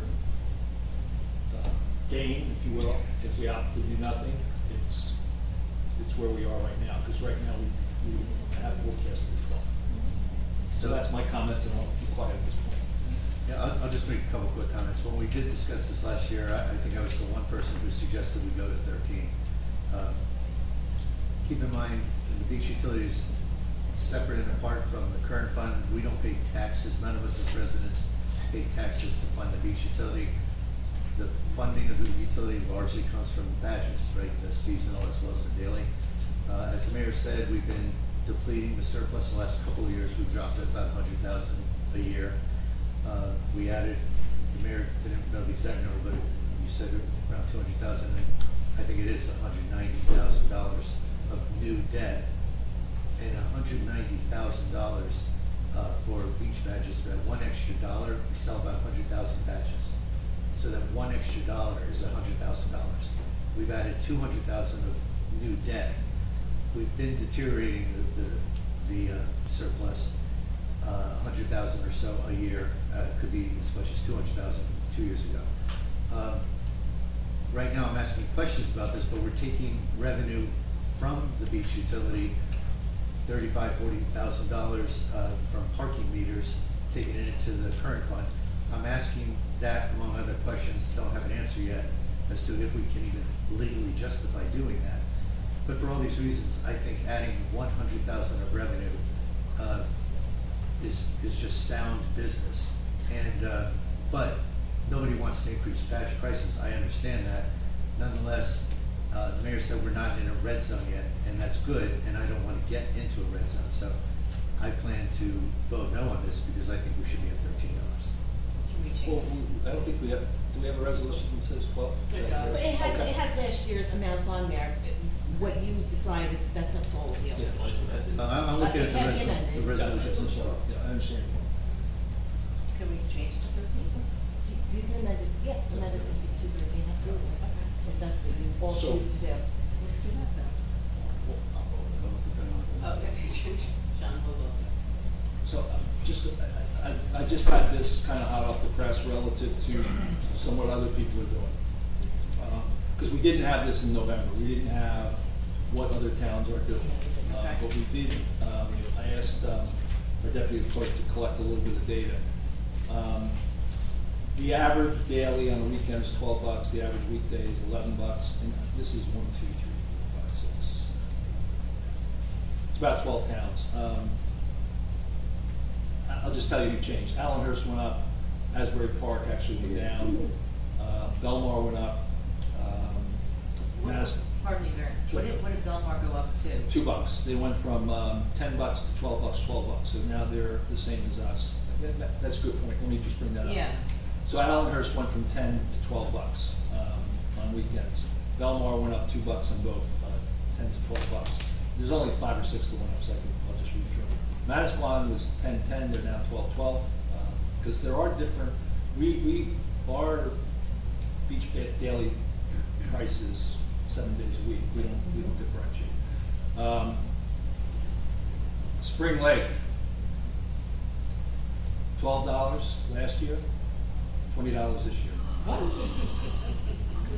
So they can come here. So those are the ones we know. I'm not making any comments about another town because it's gonna come back and bite us in the ass. So those are just some comparisons, but on average, let me just say, Deal is $12, Lock Harbor $12, Long Branch is $9, Ocean Grove's $12, Seagird's $12, so there's a lot of $12 in there. My view, I share Councilman Gubatosi's view that it's better to get ahead of this than fall behind this. I haven't really thought that much about a weekday versus a weekend. I think that just complicates our lives. And if we're gonna take it, take it. But I would be in favor of the 13 because and the numbers actually are less than 100. It's more like $80,000 because we sold about 80,000. We're forecasting about 80,000 units of sale for dailies this year, weather permitting. I'd be in for 13. John, no. Yeah. Mr. Weber would like free, but Nothing is free. Yeah. Somebody's got to pay for it. So does somebody want to amend the resolution? Who makes the motion to amend? motion to amend the resolution to $13 per daily. Mr. Noble? Yes. Mr. Gubatose? Yes. Ms. Mahoney? Yes. Mr. Weber? No. Mayor Fox? Yes. Now you can make a motion to adopt? Or to, We have a motion to amend. yeah, you need a motion to amend it and then. Somebody want to do that? I make a motion to adopt the daily and weekly badge costs for 2024. No public comment on it? No. It's a resolution. Oh. Yeah. Do I have a second? Second. With changes. With changes is the With word. With changes. Here. Okay. Yeah, I know. Mr. Noble? Yes. Mr. Gubatose? Yes. Ms. Mahoney? Yes. Mr. Weber? Since this already passed, we have to figure out if this is about getting people on the beach or if this is about money, so I'm voting no. Okay. Mayor Fox? Yes. Appreciate your comments, Councilman. Okay, and it's going from 12 to 13, so that's, thank you. Okay, next individual resolution, I think we'll get through the rest a little bit quicker. Authorization of a request for general financial report under state. Actually, you forgot 110, beach operation schedule. I'm sorry, That's beach okay. operations schedule for 2024. Just for people's knowledge, we asked the beach manager to formally put a schedule out, and we passed that through the resolution. So, motion to pass 2024-110. Second. Mr. Noble? Yes. Mr. Gubatose? Yes. Ms. Mahoney? Yes. Mr. Weber? Yes. Mayor Fox? Yes, thank you for that You're welcome. pickup. 2024-111, authorizing request for general financial support under the state future year 2025 budget for a regional flood study. I think we brought this up at the last meeting.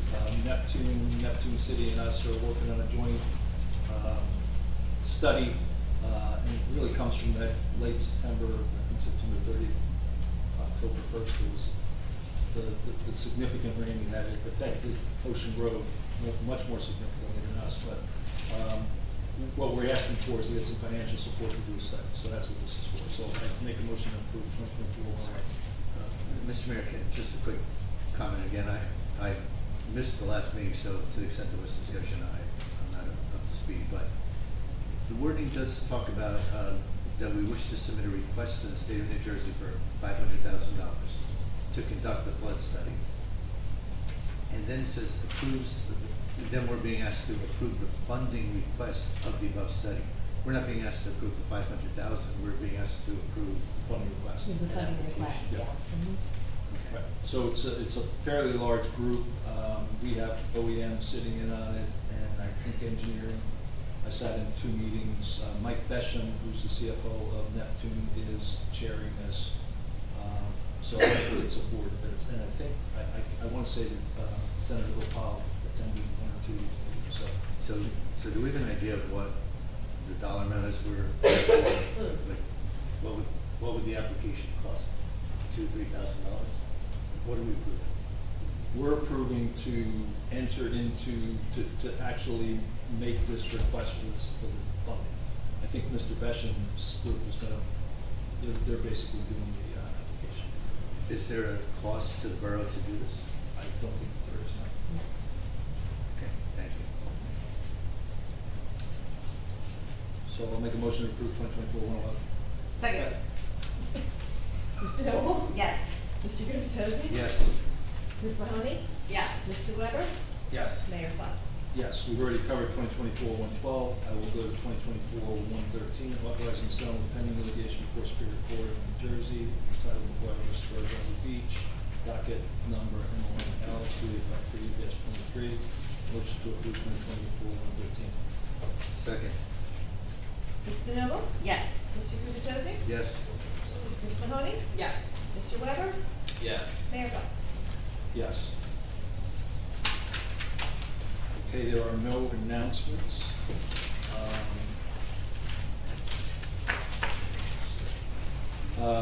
We'll move to mayor and council reports. Why don't we start with Councilman Weber? Sure thing.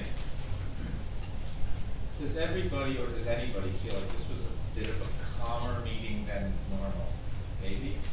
Maybe shorter too? Yes. Okay.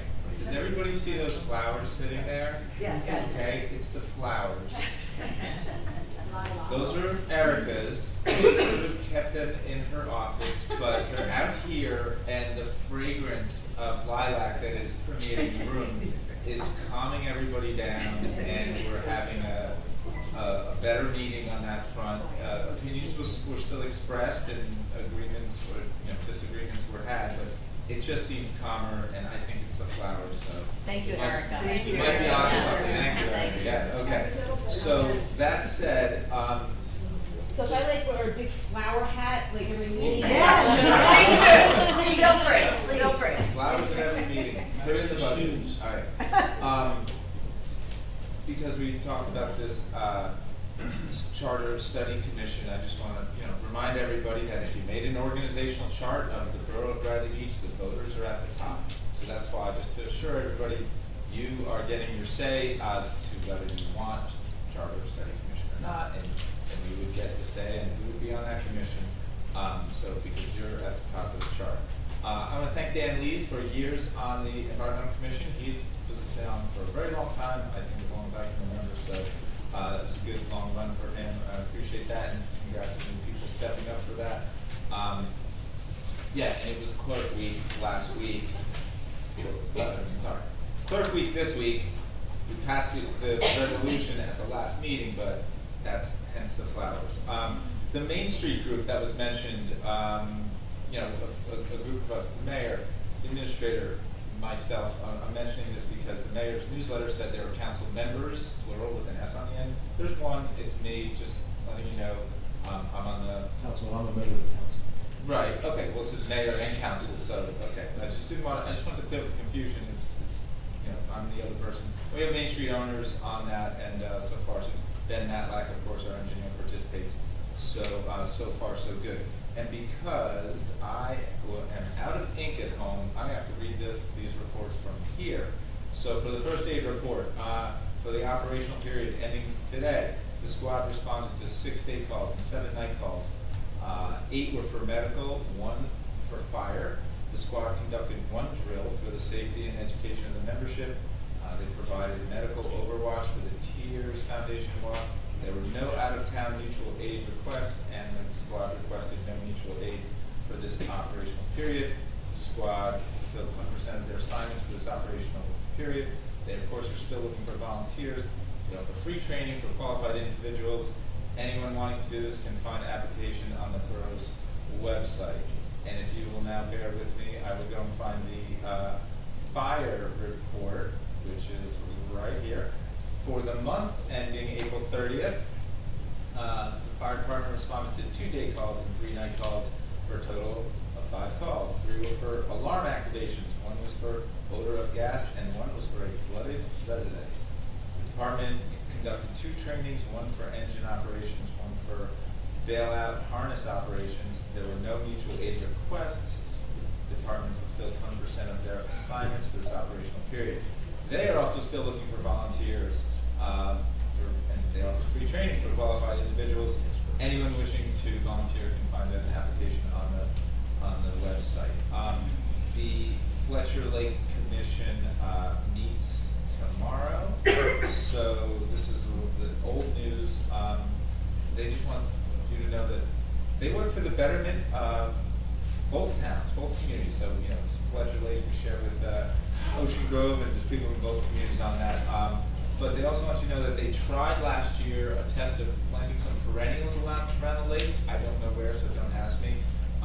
Just in an effort to plant things that require less maintenance and watering, and they succeeded, so that's a potential path that they're gonna go down and maybe save the borough some money by having perennials instead of plants that need planting every year or lots of other care. For shade tree, there was planting, neither Jane or I were there, so I will talk about it, but we got a very good report. They had a great planting on, actually Councilman Gubitosi was there. The mayor was there as well. Great, I wasn't there, so I wouldn't know. Yes, I was teamed up with Sergeant Solaro. All right, excellent. So a bunch of trees got planted. I do want to emphasize when it comes to trees, planting new trees is great, but we really, really have to think hard about saving the mature trees that are in town. And you know, you can't put a tree or two in the ground, or even three, after you've taken down this big giant tree and call it equal, because it's just not. You literally have to plant hundreds of trees for the services that big old tree is providing in terms of shade and everything. So planting new ones, great. Let's just keep an eye on preserving our old trees, and that is the extent of my report. Thank you, Councilman. I don't have too much. The Environmental Commission met on Monday, May 6th, and we've talked about the changes in leadership there and the members who have served a very long time and have left, and the new members that we have. The beach sweeps that they did a couple weeks ago was a success, even though the weather was terrible. They had 66 volunteers, and they picked up a lot of plastic. The number one plastic piece that they picked up was the tips of those little cigars. Tiparellos. Tiparellos, yes. That would be a lot. Not the Noblies. Different cigar. Not related. Yeah, so that was the number one item that they picked up off the beach. So they also, kind of weird, they found a large dead animal in a bag. Oh. They did. So that was good news for the police department, right? Yes. You don't know what it was?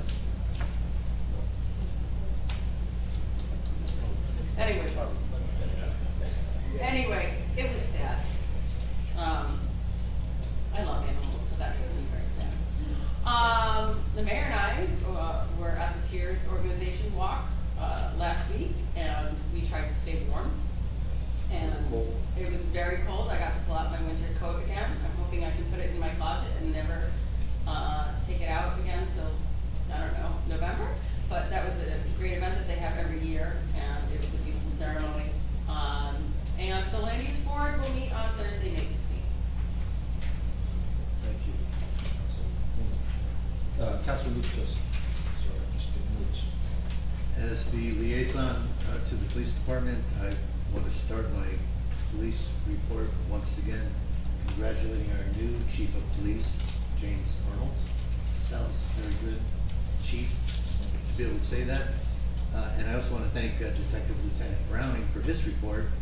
It's not particularly lengthy, but our police department did arrest a local man for cyber harassment, and another local subject was arrested for driving while intoxicated. I wanted to note that many of you have probably heard me speak about this up here, as well as seen some various Facebook ads and whatever, as the borough's been trying to raise money for our fallen heroes. We have 19 fallen heroes who are recognized currently on our respective monuments. This year we plan to add a 20th. And I'm not going to share the name now because I'm hoping that'll pique your curiosity and you'll all be able to show up for our service to see who the 20th Fallen Heroes that's being added. But I'm disappointed to say we've fallen short on our fundraising. So we are definitely going to have some recognition take place at Memorial Day. But some of the things we had hoped to raise enough money to purchase, most significantly banners, a couple $1,000, as well as a new, I think granite monument. Not particularly big, but maybe, I don't know, maybe roughly this size, 2 feet by 3 feet or so.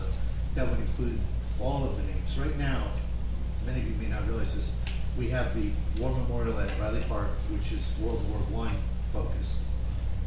We have a World War II memorial by the rec center field. It's called War Memorial Field. That has World War II fallen heroes, and at the base of that monument is our lone Vietnam veteran, or Vietnam fallen hero.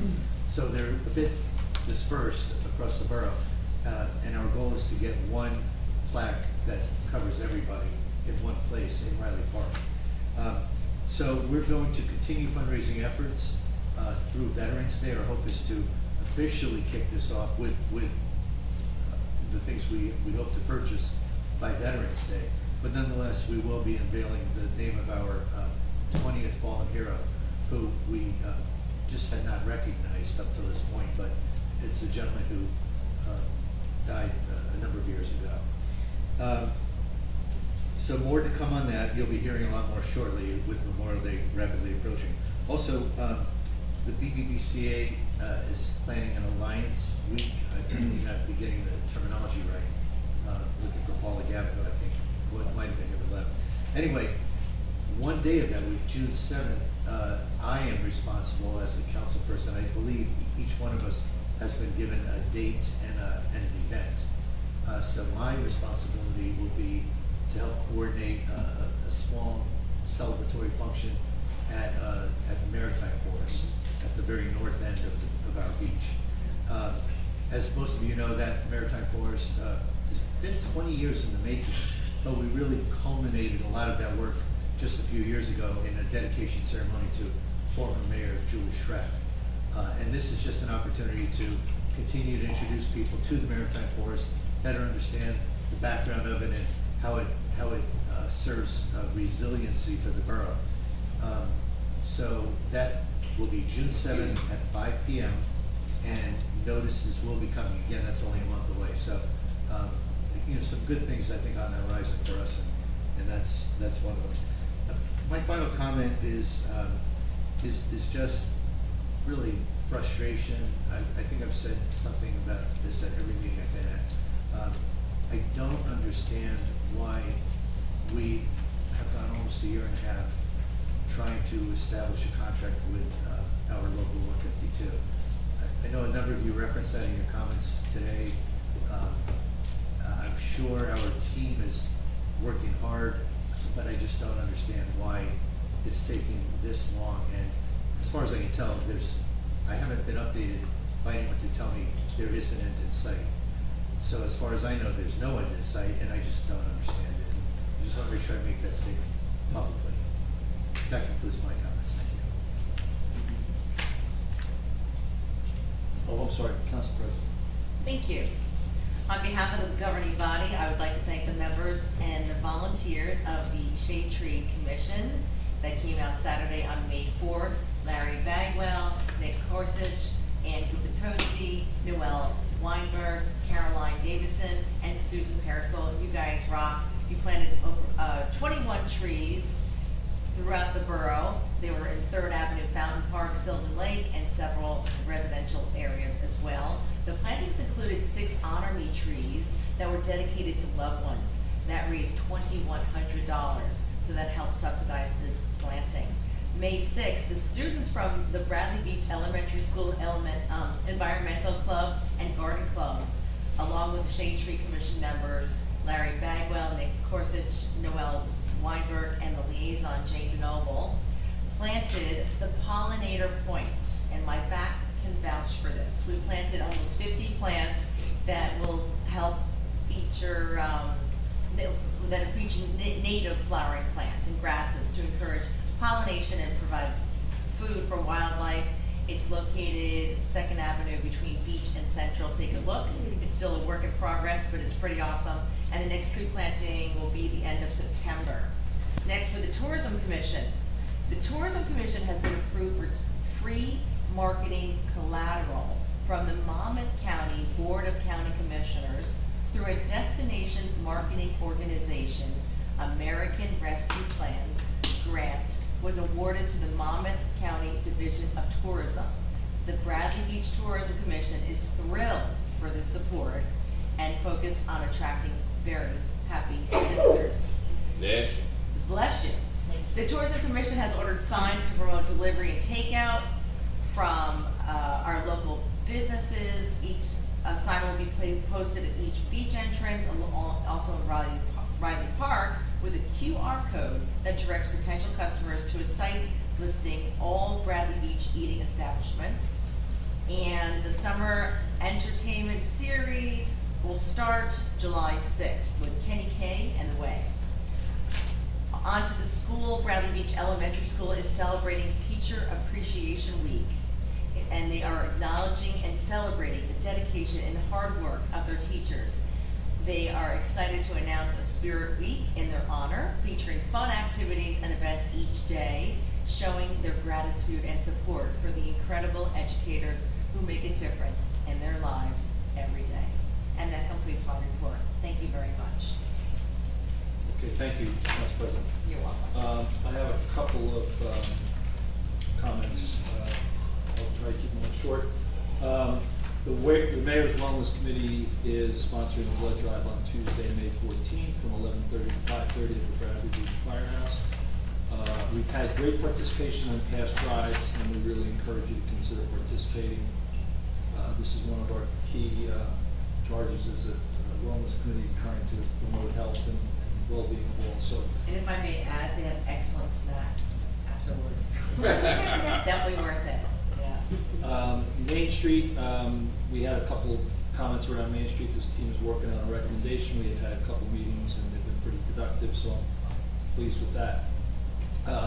We have had, we're gonna have our third meeting with CME on Friday. We're trying to finalize the North Side Promenade. What are the possibilities, and then we can present that to the North Side Promenade building, to the public and the council. That's getting very close. We are meeting on the Promenade Grant on Friday, and there's some initial just estimates from that we want to talk through. And then Friday, we're meeting with the borough administrator and myself are meeting with the mayor of Avon and that business administrator, borough administrator. We're trying to get, there's a number of things on the docket as it relates to the relationship with Avon. We've got the outfall pipe on Sylvan Lake that's going to probably start September if we get the pushed up date, end of September, which would be similar to what happened with McCabe and Ocean Park. The difference is it's a lot more complex, So we're working through that. We just fixed that flue, and I don't have the right term for it. I call it a flue, the gate, and that's a temporary fix. So we've got a sequence when we're going to replace that total unit. So we need to talk about that. We just got this $2.4 million grant from the Transportation Trust, and we need to kind of talk about where does that go. And this is just a preliminary discussion on that because we haven't really talked about it. But the key interdependence on that is there's been a group working on the natural shoreline and improvements to Sylvan Lake. We now have to reconcile that. So there's a lot of points of reconciliation. So we're just trying to, the Avon team, well, it's really the Avon leadership and us, we're just going to have a conversation about how do we move this forward and bring the right people into it going forward. So we'll be framing that and getting back with people shortly on that. Quickly on the library and recreation, there's upcoming activities. You can check those on the website. I do want to mention two that are interdependent relative to the library. Friday, May 17th, 1:45 to 3, the middle school is doing, I think it's the third year now, the One Beach, One Read.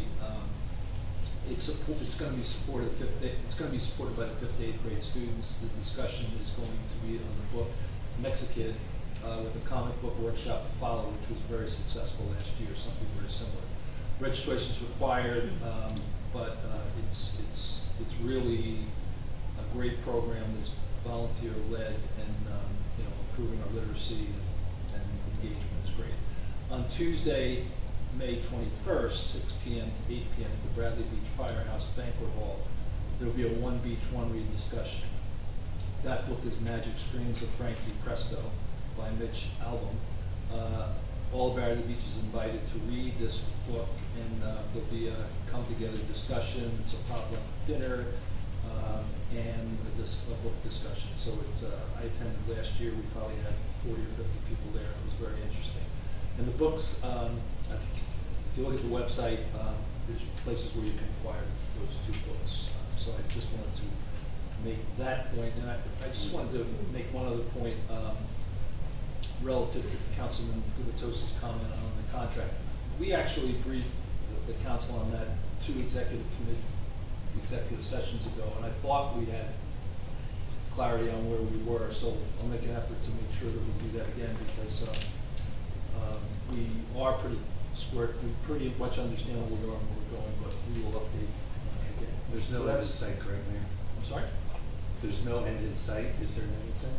Yeah, We're close. well, I think what was articulated before was that PERC is providing us fact-finding. We're going through the fact-finding, we're going to move forward. So there is an end in sight, yes. Okay, that is not the update we received. PERC fact-finding does not mean end in sight. Well, no, And that's it's the in next here. step. That's the next step. It's not. But When are we you're- going to be able to pay these people for last year and this year? That doesn't include the contract. No, that's the problem. Okay. I Thank just you. want to comment also on that. We see a pattern here where we're having a volunteer resident in these meetings, but not one of a council person. Like, why can't one council person be in the negotiation process on your team? Why can't a council person be on the team that's working on the budget? I just don't understand why. We ask questions, we don't get them answered. It's very frustrating, and I want to apologize for that. And I want to add one more thing. I forgot to apologize. I missed the meeting last week. I had an invitation I couldn't refuse. I went to Europe with my brother, and I want to apologize that I missed the meeting, but I just didn't want to have unexplained absence. It was the first meeting I missed, and so I was, putting my hand on the Bible and said the oath of the office, and I apologize, but I'm glad to be back, and good to be back to work here. Good to see all these faces. We'll here. forgive you if you brought us all T-shirts. Oh, I brought chocolate. It's even better. Okay, well, now But- move to council comments. Thank you. Public comments. John, maybe you want to hear from us again? Eileen Schiff, 104th Avenue. Just, I want the council to be aware of the fact that I screenshot the email that I received from the mayor regarding the members of the budget team. And I find it interesting, in view of what the discussion was, that we have a volunteer who is participating in these negotiations, and yet we have a council person who is a CPA, an attorney, and has extreme credentials to handle this in a very professional way. And it's very confusing to me as a resident, while our council person isn't there, but we have a volunteer there. Now, as supposedly a volunteer, I'd like to know how many hours he has volunteered and what role he is playing there, and what role our BA is playing in these negotiations. We have a BA, why do we have to have a volunteer? Thank you. Thank you. Any other comments? Yes.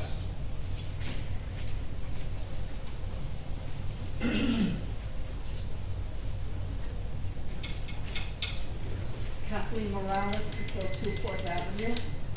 My comments relate to the Bradley Food Pantry, and I will start by reading a piece from the May newsletter from St. James Episcopal Church.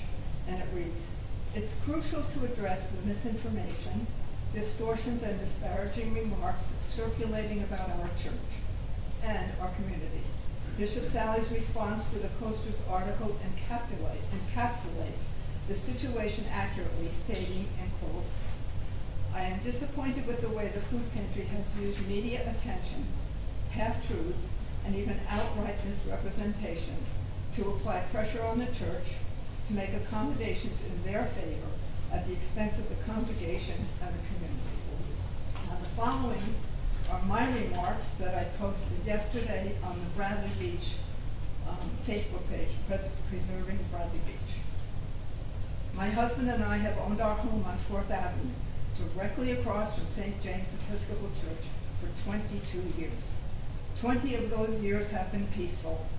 Like most, if not all, of our 600-block friends and neighbors, we have supported the Bradley Beach Pantry with both food and monetary donations. Some have volunteered their time. We are heartbroken that food insecurity has become both a national and local crisis. We believe in helping others.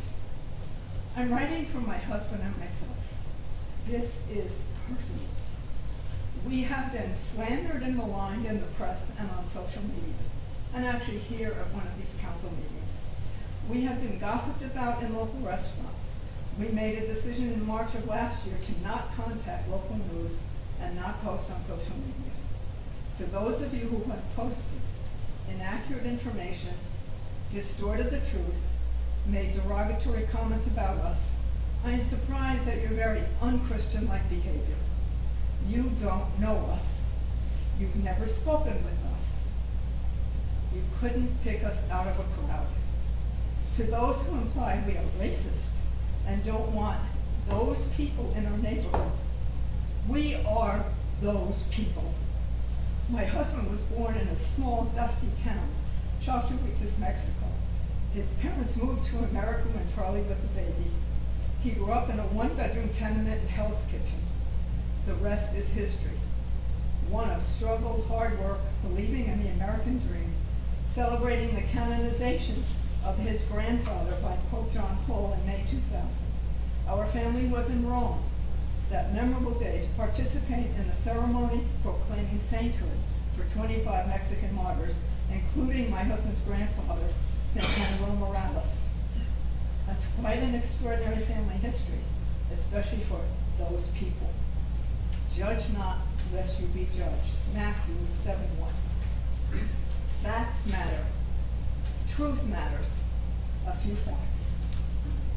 At no time during this 15-month period did the 600-block neighbors request or demand the closing of the Bradley Beach Pantry. We believe that was up to management, those in charge, the decision makers. We presented the issues and the challenges. It was not our responsibility to manage the problems. Our expressed desired outcome was a reduction in the days of operation. I personally have known the director of the Bradley Pantry for several years. We're in a book club together. About 2 years ago, I spoke with her about the increase in traffic on our street and the problem with cars blocking our driveway regularly. A few weeks later, she brought us 2 orange cones to use. She said, I've been watching your driveway, and I agree it's a problem. I thanked her. Within a month, both cones were crushed and damaged as cars parked on them blocking our driveway. Charlie and I have never called the police about our blocked driveway. Instead, we often walked across the street to ask who owned the red Ford or the blue Chevy. Your car is blocking our driveway and we need to get out. The majority of the responses were, I'll just be a minute, with little regard to our being late for a doctor appointment. Last year, a gathering of 600 block neighbors, pantry leadership, and Canon Yosiah, Father James to us, as we have a very friendly relationship, we met at the pantry. One-on-one conversations took place and issues were shared. There was an agreement that the pantry had outgrown its space. The ongoing issues of traffic, blocked driveways, 5 a.m. commercial food delivery trucks, public urination, trash on our lawns, loud voices and long lines beginning at 7 a.m. were unacceptable. Everyone agreed. Everyone. Subsequently, a meeting of Father James, the church vestry, and the pantry leadership was held. The 600 block neighbors were not in attendance. It was at that meeting that a reduction in the number of days of operation was proposed. That was not acceptable to pantry leadership. Compromise was not acceptable. Pantry leadership resigned. This was told directly in person to me by Father James. There have been several meetings throughout this time, in person with representatives from the pantry leadership, the 600 block neighbors, Father James, and on Zoom with Bishop Sally French. I was in attendance at the majority of them. Meetings were conducted with professionalism, mutual respect, and candor. The goal always was to work towards a resolution. The recent communication from Bishop French, Episcopal Diocese, announcing the gradual reduction in hours was a decision of the diocese. The announcement of the May 17, 2024 closing of the Bradley Food Pantry was communicated in the newspaper and in the church-made newsletter. That decision was made by the pantry leadership. My husband and I learned of this just as most of you did. Our hope is that the Bradley Pantry is successful, finding a new suitable location that can accommodate the growing number of clients, parking for the increase in cars, and handling commercial truck traffic. We hope for peaceful transition. Kathy and Troy Morales. Thank you.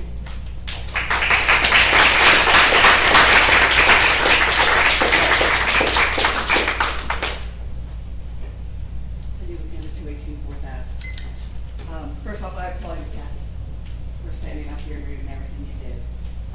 It's been very unfair what's been going on for those on the 600 block of 400 on Fourth Ave. And again, if the leadership would just step up and explain, again, be transparent, a lot of this wouldn't happen, but for them to take the hit is really unnecessary and inappropriate. I have a question. I'm sure it's not going to get answered, but is our BA required to be here during our meetings, Mayor?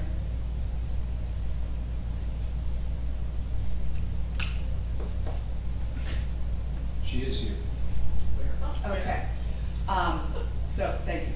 So, my second question is, are we to assume that Mr. Fehrenbach is still the primary liaison for the DPW contract talks?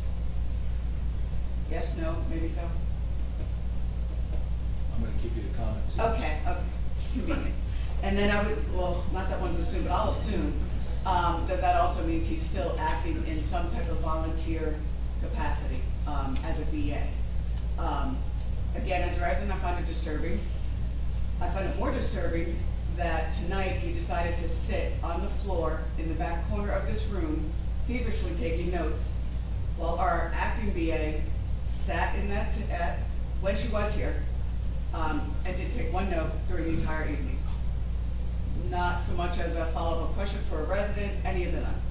I'm even more disturbed that not only has she been gone for 3 different instances, I have comments, it's a comment, I'm just speaking comment, that she literally has been and is currently in the back room, just sitting, watching this meeting with Michelle Wiley.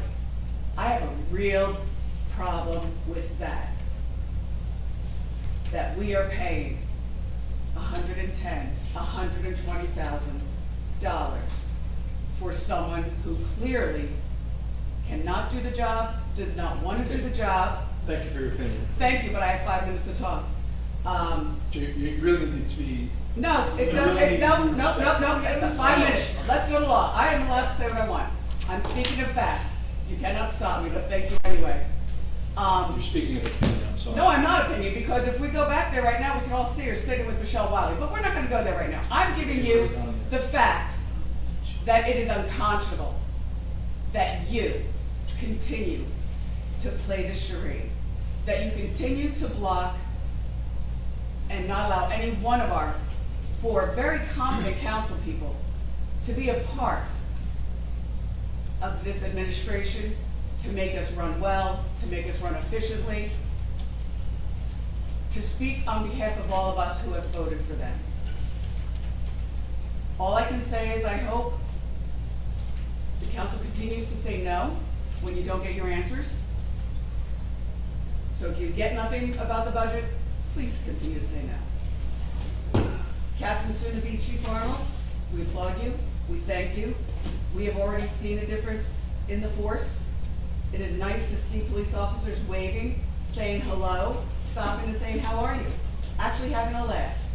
That is what a tiny little town in New Jersey could be like, and it should be like. So yes, we are so welcome for the change. We want to see more of it. We are here to support you as well as we can with whatever you need. And you'll see that many of us do believe in Bradley Beach. So thank you, sir. Thank you. Any other comments? Yes.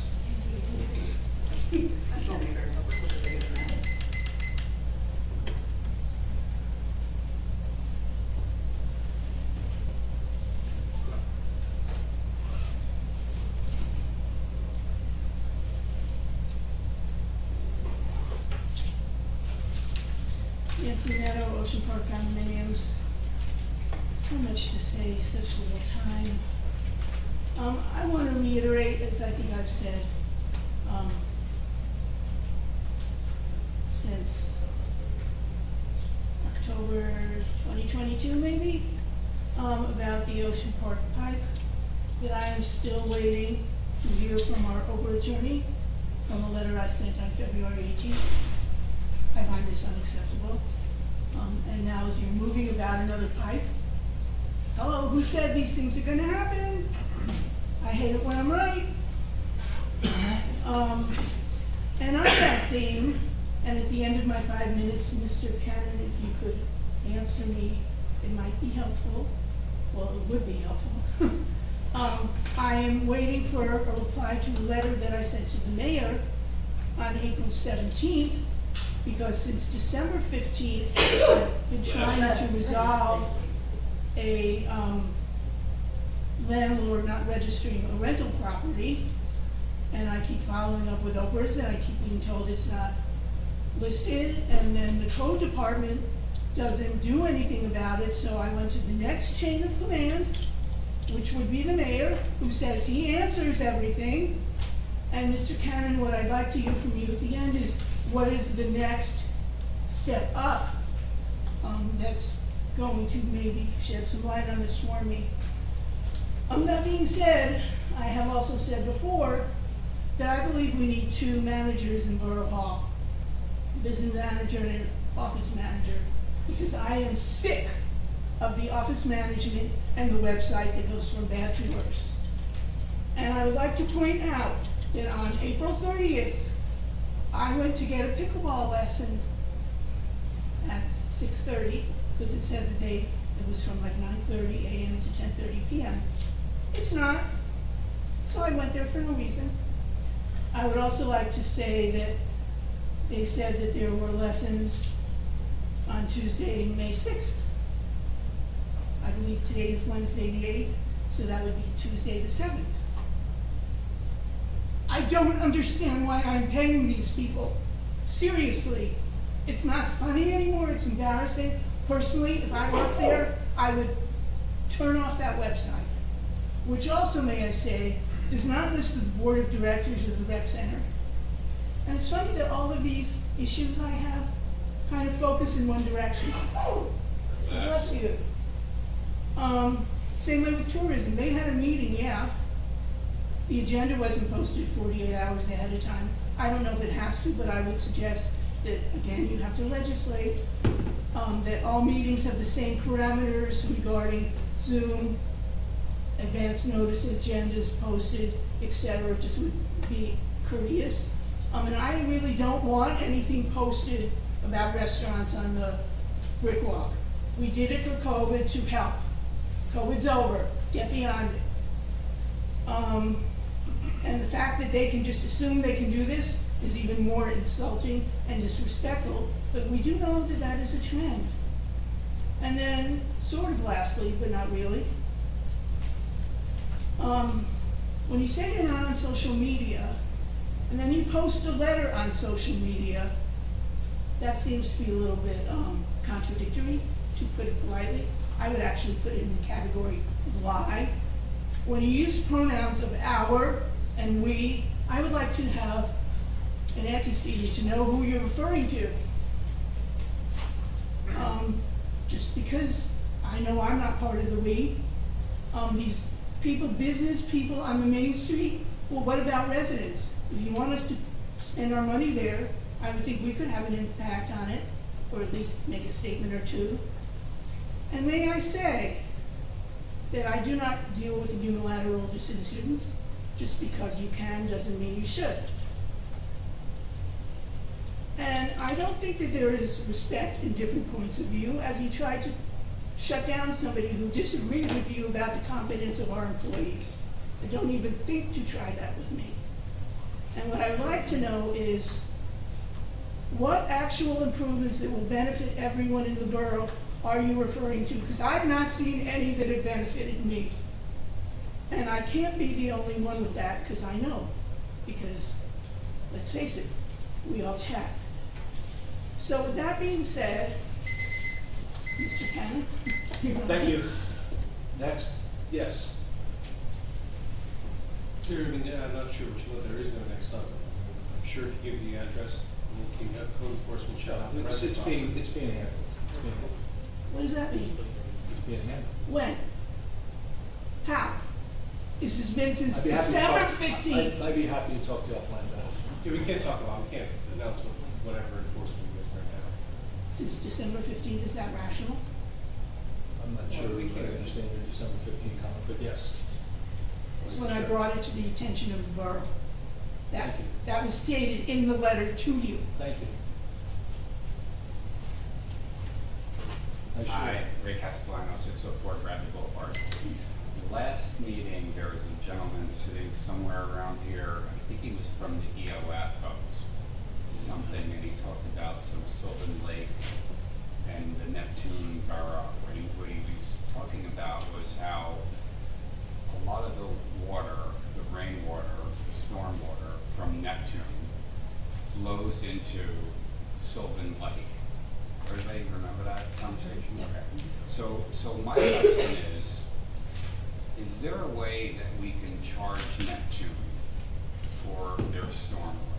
Because the way I see it, people from Neptune can't necessarily come to Bradley Beach and dump off their garbage, right? If they did, we would charge them. Well, the stormwater is causing issues with the lake. There is a way we could get revenue from Neptune for the stormwater, then we could use that money each and every year to maintain the lake, dredge it, whatever we have to do. Seems like they're getting a free pass for something that really should be free. So I'll throw that out there. I don't know if it's doable, but if it is, it's another way that we can get some cash to do some things to keep the lake in good shape. Thank you. Can I address this, Mr. Mayor? Mr. Castellano, so the concept that you're talking about, it's a stormwater utility, and the state made it legal for towns to do that a number of years ago. Exactly 0 towns in the state of New Jersey have done that. It wouldn't quite work like you're talking about, because you couldn't charge where it's coming from. You could charge, like if this town had a stormwater utility, it could charge everybody. It could charge you. It would charge you for how much impervious surface you have on your property. And if you wanted to expand and put more pavers or make your driveway bigger, then you would pay more. We can't charge other towns, but we would charge impervious surfaces in this town. And you probably figured out why no towns have decided to do this, because it's like, we're just taxing people. I mean, in a way, it could go to good things. It could be good from an environmental standpoint, but it would just be another tax in New Jersey based on how much impervious coverage you had. So, thank you. Yes. Jim Shishies, I'm from Florida. On the same subject, Sylvan Lake, Mr. Mayor, do we have more specific detail on the $2.4 million as far as how that can be used? No, not yet, but will we have that? There is a specific area of my interest, having worked with the environmental restoration team, is what component of that $2.4 million might be available for the natural shoreline restoration. Which does have some REPI money and other money, and we're really ready to go when there's enough money to complete the design and move to the next step. I'm secretary of a collaborative that in 3 phases contributed close to $50,000 to the Maritime Forest and is ready to contribute money to the Sylvan Lake restoration, but cannot do that until construction is imminent. So I'm being asked questions oftentimes about what is the status. It'll be very helpful when we have that detail. And I know you have a team, and I'm in communication with the team about how that might play out. But when that's available, I'm hopeful we will have that sooner rather than later. It can lead to other funding that will be available for the overall restoration. Thank you. Thank you.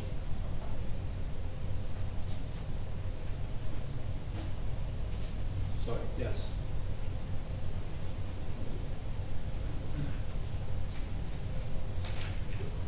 Good evening. Mike from 600 4th Avenue.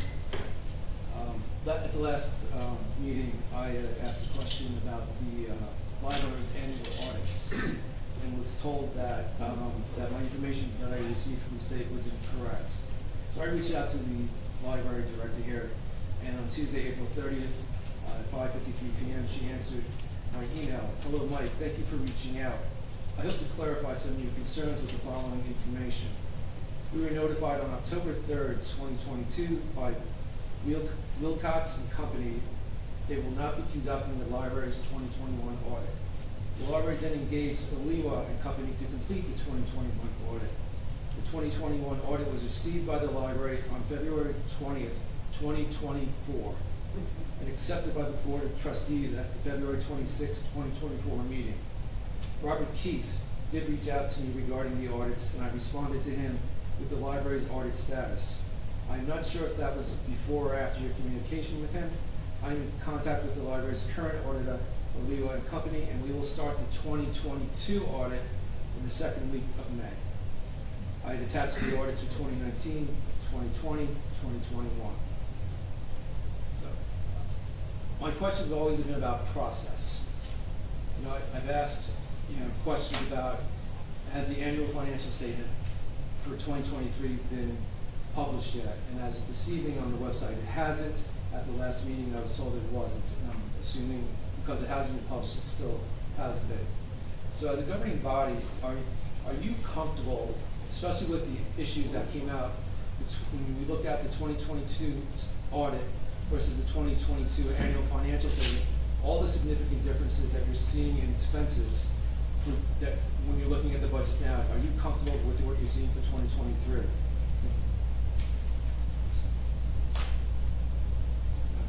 As an example, the 2022 audit, in the 2022 annual financial statements, cash on hand in the general fund was $7,209,070.46.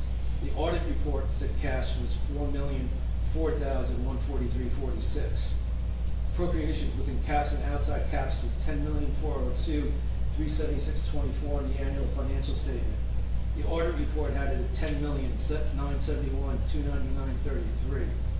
Additionally, there was 2 appropriations in the current fund called miscellaneous reimbursements for $75,579.63. The reserve for clearing accounts in the amount of $155,402.79. I apologize if it's been asked and answered before. I'm sorry, as the audit was delivered late, with the 2 appropriations mentioned above, plus the over expenditures identified in the audit in the current fund of $48,841.88 and $29,097.22 in the beach utility fund, was there an emergency appropriation enacted to approve any of those expenditures? I can help with a couple of your questions. The $75,000 was cash that the auditor couldn't find. So that's basically a plug. And the $155,000 were overdrafts. Per the auditor, I pointedly asked him those questions. So, over expenditures, my understanding, need to be budgeted in the following year after they occur. Was the $308,000 that I just mentioned included in the 23 budget? If not, do they need to be accounted for in the 2024 budget? We have not seen that included in it. My guess is it's not, but we can't access the CFO, so at the moment, we don't know. I appreciate continuing to say no to the budget intervention. Thank you. Thank you. Any other comments? Yes. Don Greenberg, 302 Park Place Avenue. First, just want to echo some of the other commenters about the lack of access provided to the council to the CFO. Unconscionable, and I can't think of any reason for it other than you're hiding something. I do have one question about the planning board meetings. How come they're not on Zoom, and is there something the council could do about that? I actually had to go to a planning board meeting, or the land use board, excuse me, the land use board meeting, when our plans were up for approval, and I had a medical condition at the time that made it very uncomfortable to actually be out. And it would have been really nice if there was a way to Zoom it. So how come those meetings aren't on Zoom? I think they were during COVID, right? So why can't that continue, and is there something that council can do about it? Who has jurisdiction over how that's run? There are no autonomous group. But they're appointed by the council, so. I mean, Appointed by the mayor. Oh, they're appointed by the mayor. Correct. Greg, is there anything the council can do about that legally to say that you have to do Zoom meetings? No? Their meeting. It's their meeting. said they were their own body. Okay. All right. You'd have to take note of that. Thank you very much. Yes.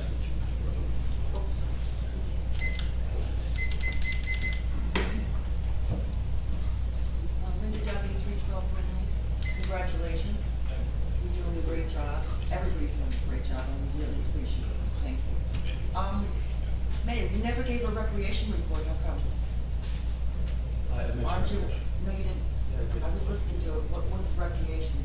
You didn't talk about pickleball, you didn't talk about Marshawn, all the things that are going on with the residents of our town.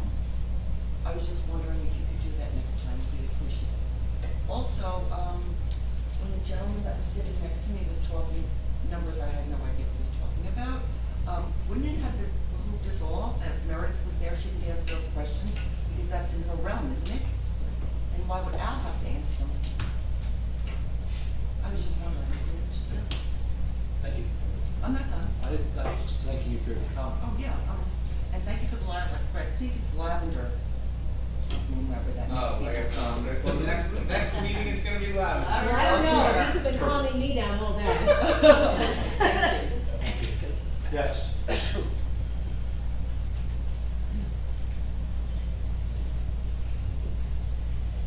Brigitte McGuire, 610 Brindley Ave. I wasn't going to speak because I've spoken enough tonight. The gentleman who just got up about the library, another reason why the budget shouldn't be passed.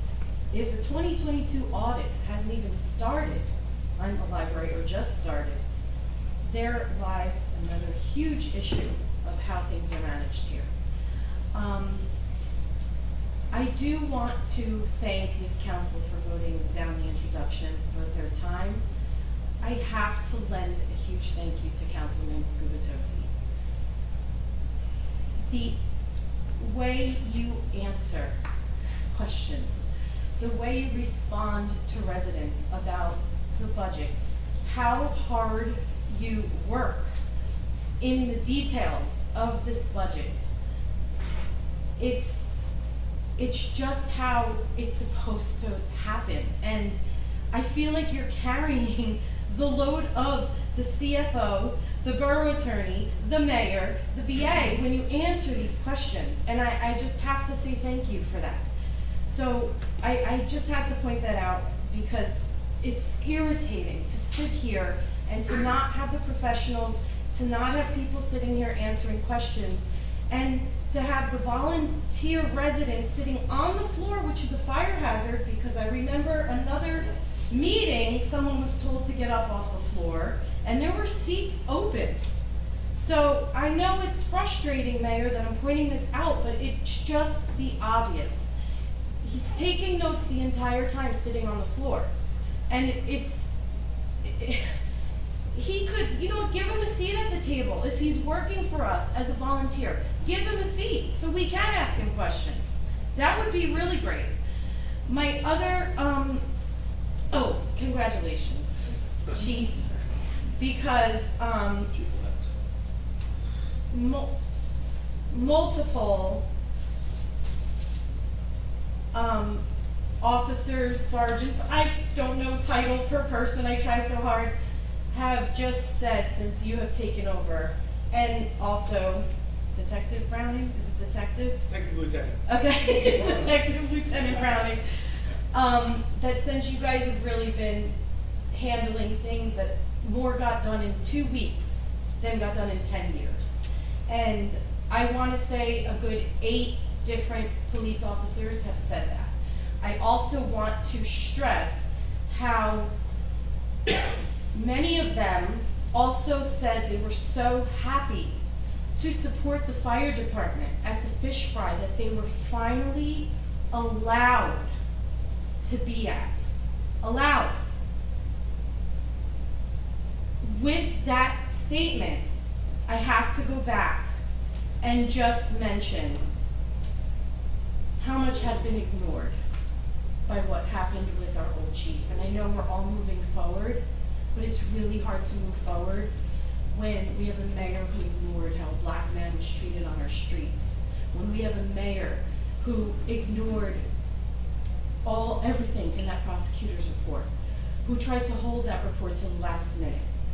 Okay, it's also embarrassing. Let's go to the pantry now. We have a mayor who disparaged the 600 block residents of 4th Avenue near the pantry. It's crazy what we are up against. And it is no surprise to me that the mayor voted down the charter resolution or whatever, if it was a resolution ordinance, whatever, that he voted that down. To pass that resolution was strictly to give the voice to the people. It had nothing to do with any of you up there. Voting on that was putting our government in our hands, period. It had nothing to do with any of you.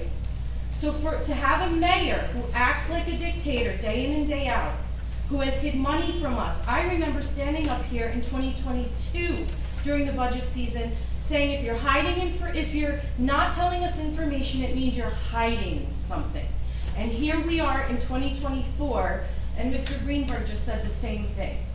If you are not sharing, you are hiding. So the fact that you run this town as a dictator and disparage residents, do not honor democracy, or else you would have voted yes for us to decide our government, just says loud and clear what we have to do as residents in November. We have to. I stress it. Please, everyone, on public record, just please, please, choose who's here for democracy, please. Thank you. Okay, if there's no other comments, we'll move towards the,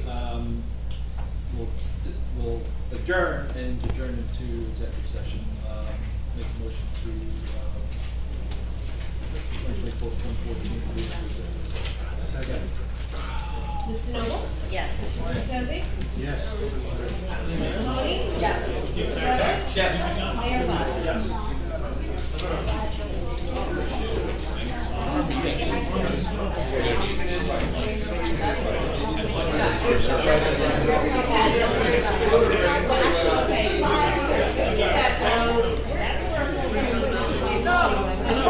That was on the, we just need to make sure the electric lights are on. okay. No, we don't need, we just need to make sure they're on. Just, the election works. Yeah, okay, so it's on every night. Yeah. No, I don't need stuff, I don't need stuff. Make sure it's on.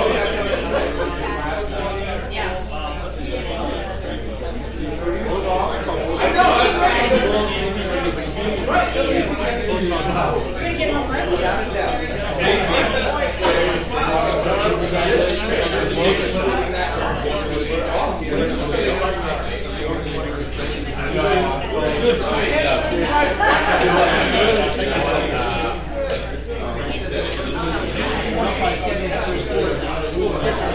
Let me tell you about something.